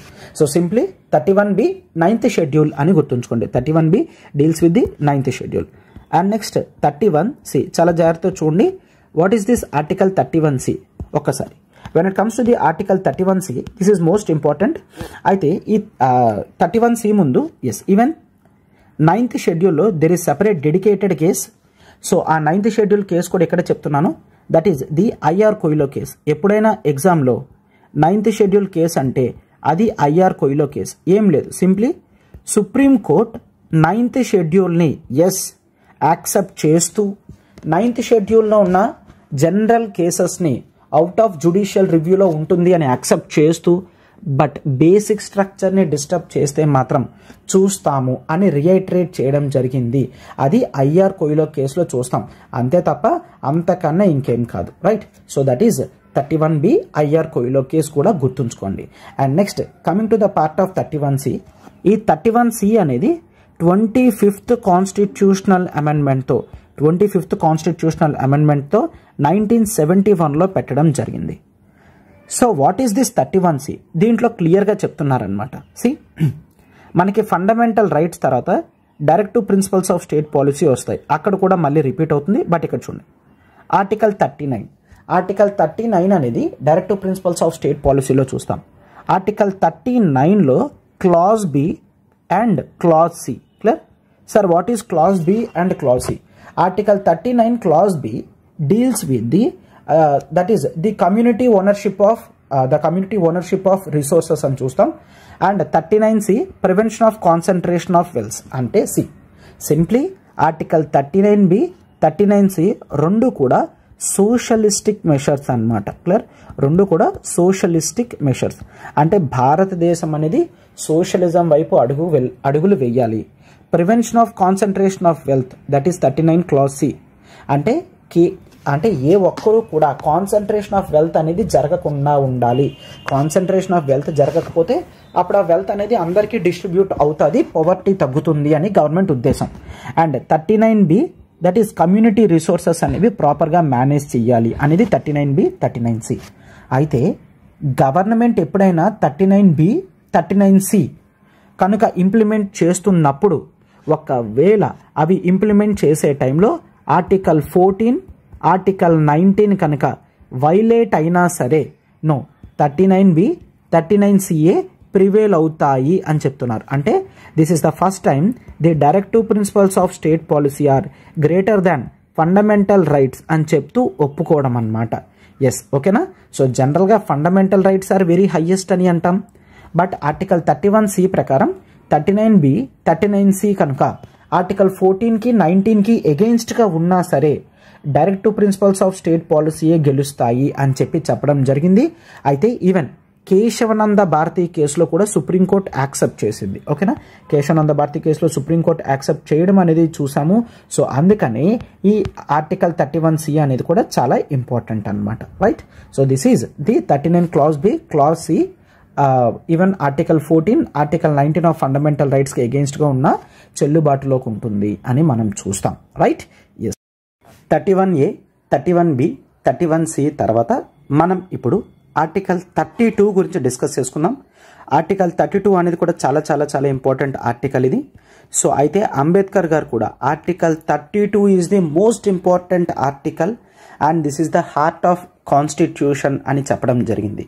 ఎందుకు అలా చెప్తున్నారంటే మనకి ఉన్న రైట్స్ అన్నిట్లో కూడా మోస్ట్ ఇంపార్టెంట్ ఫండమెంటల్ రైట్స్, అవునా? సో ఈవెన్ ఈ ప్రాథమిక హక్కులను సైతం చాలా జాగ్రత్తగా కాపాడేది ఆర్టికల్ 32. సో అందుకనే అంబేద్కర్ గారు హైయెస్ట్ ఇంపార్టెన్స్ అనేది ఆర్టికల్ 32కి ఇవ్వడం జరిగింది. That is the right to constitutional remedies అని చెప్తాం. కాన్స్టిట్యూషనల్ రెమిడీస్ అంటే ఏంటి? ఉన్న ఫండమెంటల్ రైట్స్లో స్టేట్ ఎప్పుడైనా సరే ఆర్బిట్రరీగా యూజ్ చేస్తే వెంటనే మన ఫండమెంటల్ రైట్స్ మనం తిరిగి సంపాదించుకోవడానికి కోర్టు దగ్గరికి వెళ్ళగలము. దాన్నే కాన్స్టిట్యూషనల్ రెమిడీస్ అని అంటాం. ఓకేనా? సో అయితే ఇక్కడ మనకి కాన్స్టిట్యూషనల్ రెమిడీస్ గురించి చూస్తున్నప్పుడు కేవలం ఆర్టికల్ 32 మాత్రమే కాదు, మరొక ఆర్టికల్ కూడా డిస్కస్ చేసుకుంటాం. That is article 226. సార్ ఏంటి 226 అంటే? ఆర్టికల్ 32 ప్రకారం మీ ఫండమెంటల్ రైట్స్ వైలేట్ అయితే సుప్రీం కోర్టుకి మీరు అప్రోచ్ అవ్వగలరు. అలానే మీ ఫండమెంటల్ రైట్స్ వైలేట్ అయితే 226 ప్రకారం హైకోర్టుకు కూడా అప్రోచ్ అవ్వగలరు. ఇట్ ఈస్ నాట్ దట్ ప్రతి ఒక్కరూ సుప్రీంకోర్టుకు వెళ్ళలేరు కదా, అందుకే కొంతమంది హైకోర్టుకు కూడా వెళ్ళి ఫండమెంటల్ రైట్స్ ఎన్ఫోర్స్మెంట్ అనేది తెచ్చుకుంటారు. సో ఆర్టికల్ 226 అనేది హైకోర్టులో, ఆర్టికల్ 32 అనేది సుప్రీంకోర్టులో చూస్తామన్నమాట. రైట్? ఎస్. అయితే ఇక్కడ సుప్రీంకోర్టు అనేది ఫండమెంటల్ రైట్స్ని ఖచ్చితంగా ఎన్ఫోర్స్మెంట్ అయ్యే విధంగా చూసుకుంటుంది. ఓకేనా? ఎస్. సో దీన్ని మనం చాలా క్లియర్గా చూస్తాం ఆర్టికల్ 32. రైట్? ఎస్. అయితే ఈ ఆర్టికల్ 32లో సుప్రీంకోర్టుకున్న పవర్స్కి హైకోర్టుకున్న పవర్స్ అనేవి మనం డిఫరెన్స్ చూసుకుంటే article 32 it self is a fundamental right, but 226 అనేది ఫండమెంటల్ రైట్ కాదు. అవునా? అది మీరు గుర్తుంచుకోవాలి. ఎందుకంటే ఫండమెంటల్ రైట్స్ అనేవి 14 నుంచి 32 వరకు మాత్రమే చూస్తాము. అండ్ సుప్రీంకోర్టుకి ఇది ఫండమెంటల్ రైట్ కాబట్టి ఏ వ్యక్తి అయినా సరే ఫండమెంటల్ రైట్స్ని ఎన్ఫోర్స్మెంట్ చెయ్యండి అని చెప్పి సుప్రీంకోర్టు దగ్గరికి వెళ్తే సుప్రీంకోర్టు ఖచ్చితంగా తన పవర్ని యూజ్ చేయాలి. బట్ 226 అనేది ఒక ఆర్డినరీ రైట్ కాబట్టి హైకోర్టు చెప్పగలదు, నో, దీంట్లో మీకు ఉపశమనం అనేది నేను ఇవ్వలేను అని చెప్పి హైకోర్టు ఆ కేసుని రిజెక్ట్ చేయగలదు. ఓకేనా? చేస్తుందా లేదా పక్కన పెడితే దాన్ని రిజెక్ట్ చేసే కెపాసిటీ హైకోర్టుకు ఉందని గుర్తుంచుకోండి. రైట్? ఎస్. అండ్ ఇది మాత్రమే కాదు, సుప్రీంకోర్టు కేవలం ఫండమెంటల్ రైట్స్ వైలేట్ అయితే మాత్రమే రెమెడీస్ అనేవి ఇష్యూ చేయగలది. బట్ హైకోర్టు మాత్రం కేవలం ఫండమెంటల్ రైట్స్ మాత్రమే కాదు, ఇంకా ఎనీ అదర్ రైట్స్, ఇంకే రైట్స్ అయినా సరే ఎన్ఫోర్స్మెంట్లోకి రావాలి ఆర్ మాకు ఎగెయిన్స్ట్గా యూజ్ చేస్తున్నారు అని చెప్తే అప్పుడు కూడా హైకోర్టుకి వెళ్ళగలము. సుప్రీంకోర్టు కేవలం ఫండమెంటల్ రైట్స్కి చూసుకుంటుంది, హైకోర్టు ఫండమెంటల్ రైట్స్తో పాటు ఇంకే రైట్నైనా సరే చూసుకుంటుంది అని చూస్తాం. సో అయితే ఈ కాన్స్టిట్యూషనల్ రెమెడీస్ అనేవి ఎలా తెచ్చుకుంటాము, ఎక్కడ తెచ్చుకుంటాం అనేది చూడండి. For example there are writs, వీటినే మనం రిట్స్ అని అంటాం. రిట్స్ ఇష్యూయింగ్ కెపాసిటీ అనమాట. కాన్స్టిట్యూషనల్ రెమెడీస్ అంటే సుప్రీంకోర్టుకి వెళ్తే సుప్రీంకోర్టు ఇప్పుడు నేను చెప్పే రిట్స్ని ఇష్యూ చేస్తుంది. ఈ రిట్స్ని ఇష్యూ చేయడం అంటే సుప్రీంకోర్టు జడ్జిమెంట్ ఇస్తున్నట్టు భావం అనమాట. ఫర్ ఎగ్జాంపుల్ ఫస్ట్ వన్ ఏంటి, హేబియస్ కార్పస్ అని అంటాం. హేబియస్ కార్పస్ అంటే to have the body of, అంటే మీనింగ్ ఏంటి, లెట్స్ టేక్ పోలీస్ వాళ్ళు ఒక వ్యక్తిని అరెస్ట్ చేశారు అని చెప్తుంటే వాళ్ళు మేము అరెస్ట్ చేయలేదు, మా దగ్గర లేరు అని చెప్తున్నారు. అయితే ఇప్పుడు వాళ్ళ ఫ్యామిలీకి సంబంధించిన వాళ్ళు ఎవరైనా సరే సుప్రీంకోర్టుకు వెళ్ళి సుప్రీంకోర్టు దగ్గర నుంచి హేబియస్ కార్పస్ అనే రిట్ పిటిషన్ తెచ్చుకుంటే పోలీస్ వాళ్ళు ఖచ్చితంగా ఆ వ్యక్తిని కోర్టు ముందు ప్రొడ్యూస్ చేయాల్సిందే. క్లియర్?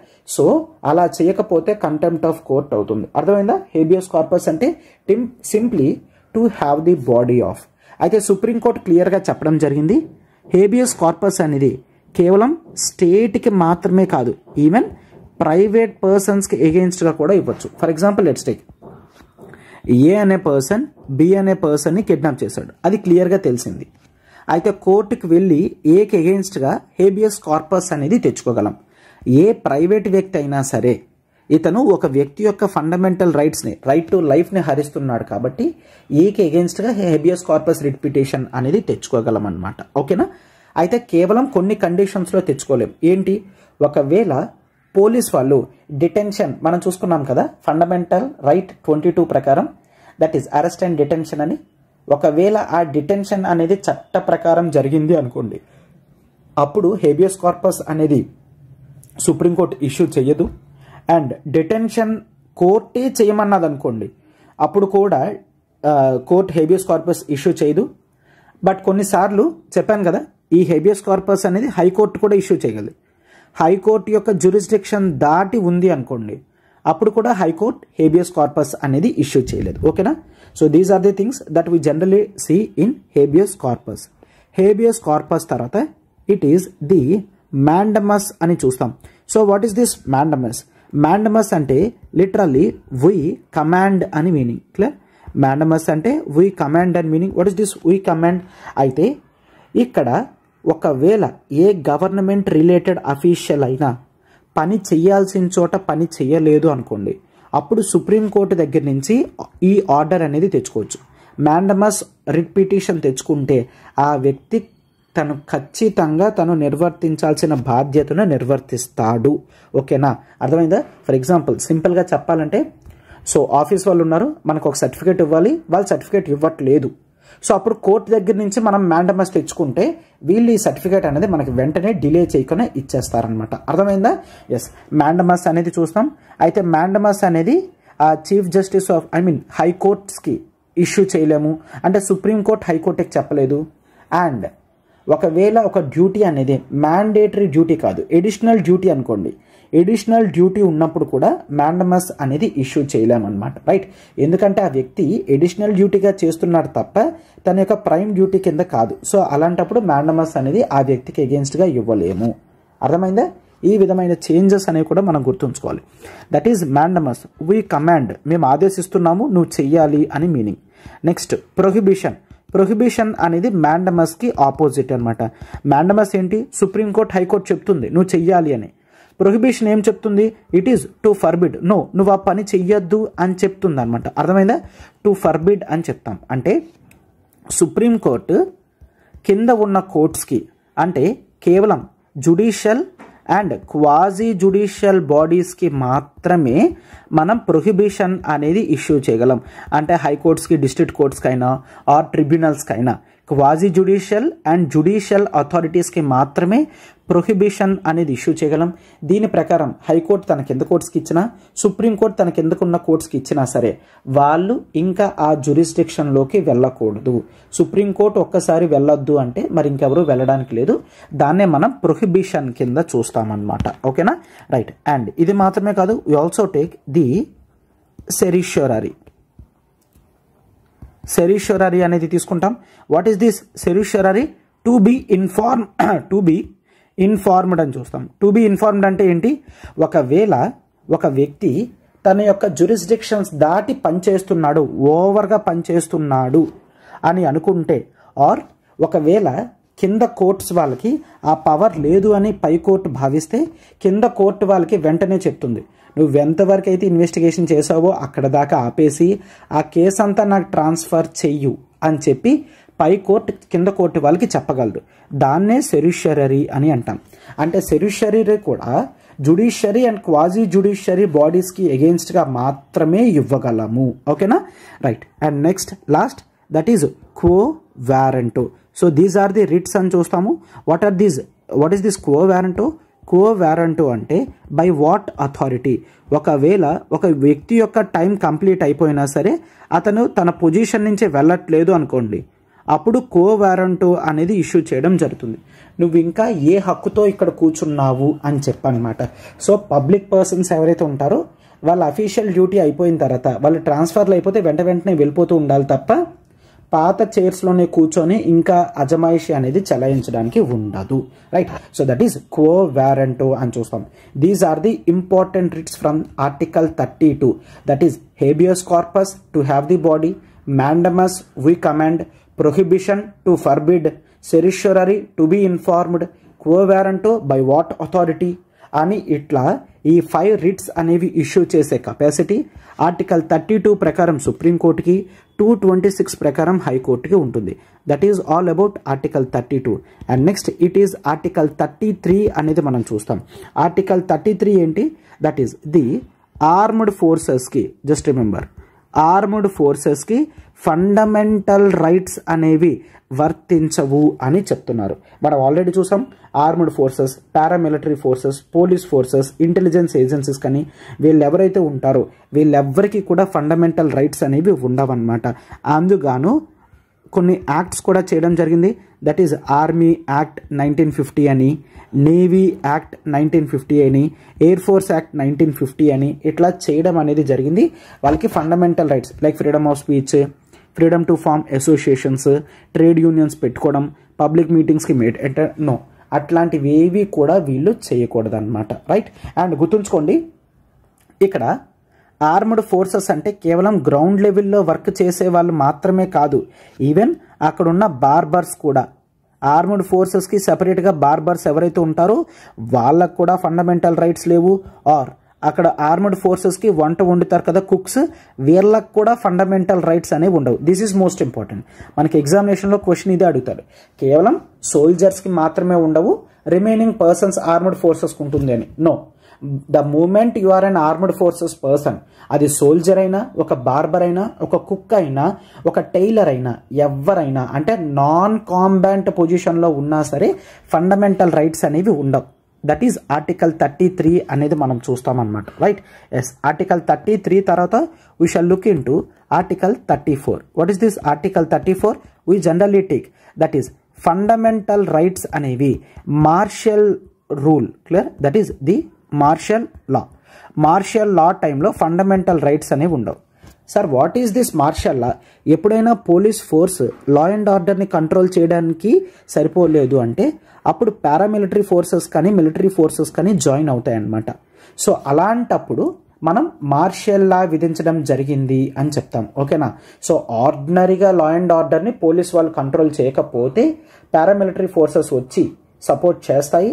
అలాంటప్పుడు వాళ్ళ చేతుల్లోకి మొత్తం అంతా తీసుకుంటారు. దాన్ని మనం మార్షల్ లా కింద చూస్తామన్నమాట.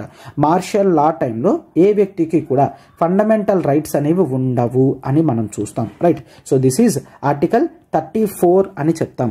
And this is the last article from the part 3, article 35. Article 35లో చాలా ప్రొవిజన్స్ ఏం చెప్తున్నాయంటే ఫండమెంటల్ రైట్స్ మీద ఎప్పుడైనా చట్టం చేయాలంటే ఆ పవర్ అనేది కేవలం పార్లమెంట్కే ఉంటుంది అని మనం చూసాం. ఓకేనా, ఇప్పుడు పైన చెప్పుకునే ఏ ఫండమెంటల్ రైట్ అయినా సరే దానికి రిలేటెడ్గా చట్టం చేయాలంటే కేవలం పార్లమెంట్ మాత్రమే చేయగలదు అని గుర్తుంచుకోండి. ఇదే మనం ఆర్టికల్ 35లో చూస్తాం. స్టేట్ లెజిస్లేచర్కి ఎటువంటి పవర్ అనేది లేదు. రైట్, సో దీంతో మీకు ఎంటైర్లీ ఫండమెంటల్ రైట్స్ అంతా కూడా చాలా క్లియర్గా ఎగ్జామినేషన్ పాయింట్ ఆఫ్ వ్యూలో నేనంతా కూడా రివైజ్ చేయడం అనేది జరిగిందనమాట. సో చాలా జాగ్రత్తగా మీరు ఇది గుర్తుంచుకోండి. అండ్ క్లాస్కి మేము చాలా ఎఫర్ట్స్ పెట్టి పెట్టడం అనేది జరుగుతుంది. వాటిని మీరు రికగ్నైజ్ చేస్తారని మేము అనుకుంటున్నాము. So hope you are enjoying the session. ఖచ్చితంగా లైక్ బటన్ని హిట్ చేయండి అమ్మా. ఎన్ని వ్యూస్ వస్తున్నాయో అన్ని లైక్ బటన్స్ అనేవి ఉంటే మాకు మరింత బూస్టప్ అనేది ఇస్తుంది. అండ్ మీ వాల్యుబుల్ కామెంట్స్ అనేవి మాకు మరింత బూస్టప్ అనేది ఇస్తుంది. సో అండ్ మీ ఫెలో ఆస్పిరెంట్స్కి కూడా షేర్ చేయండి. And thank you.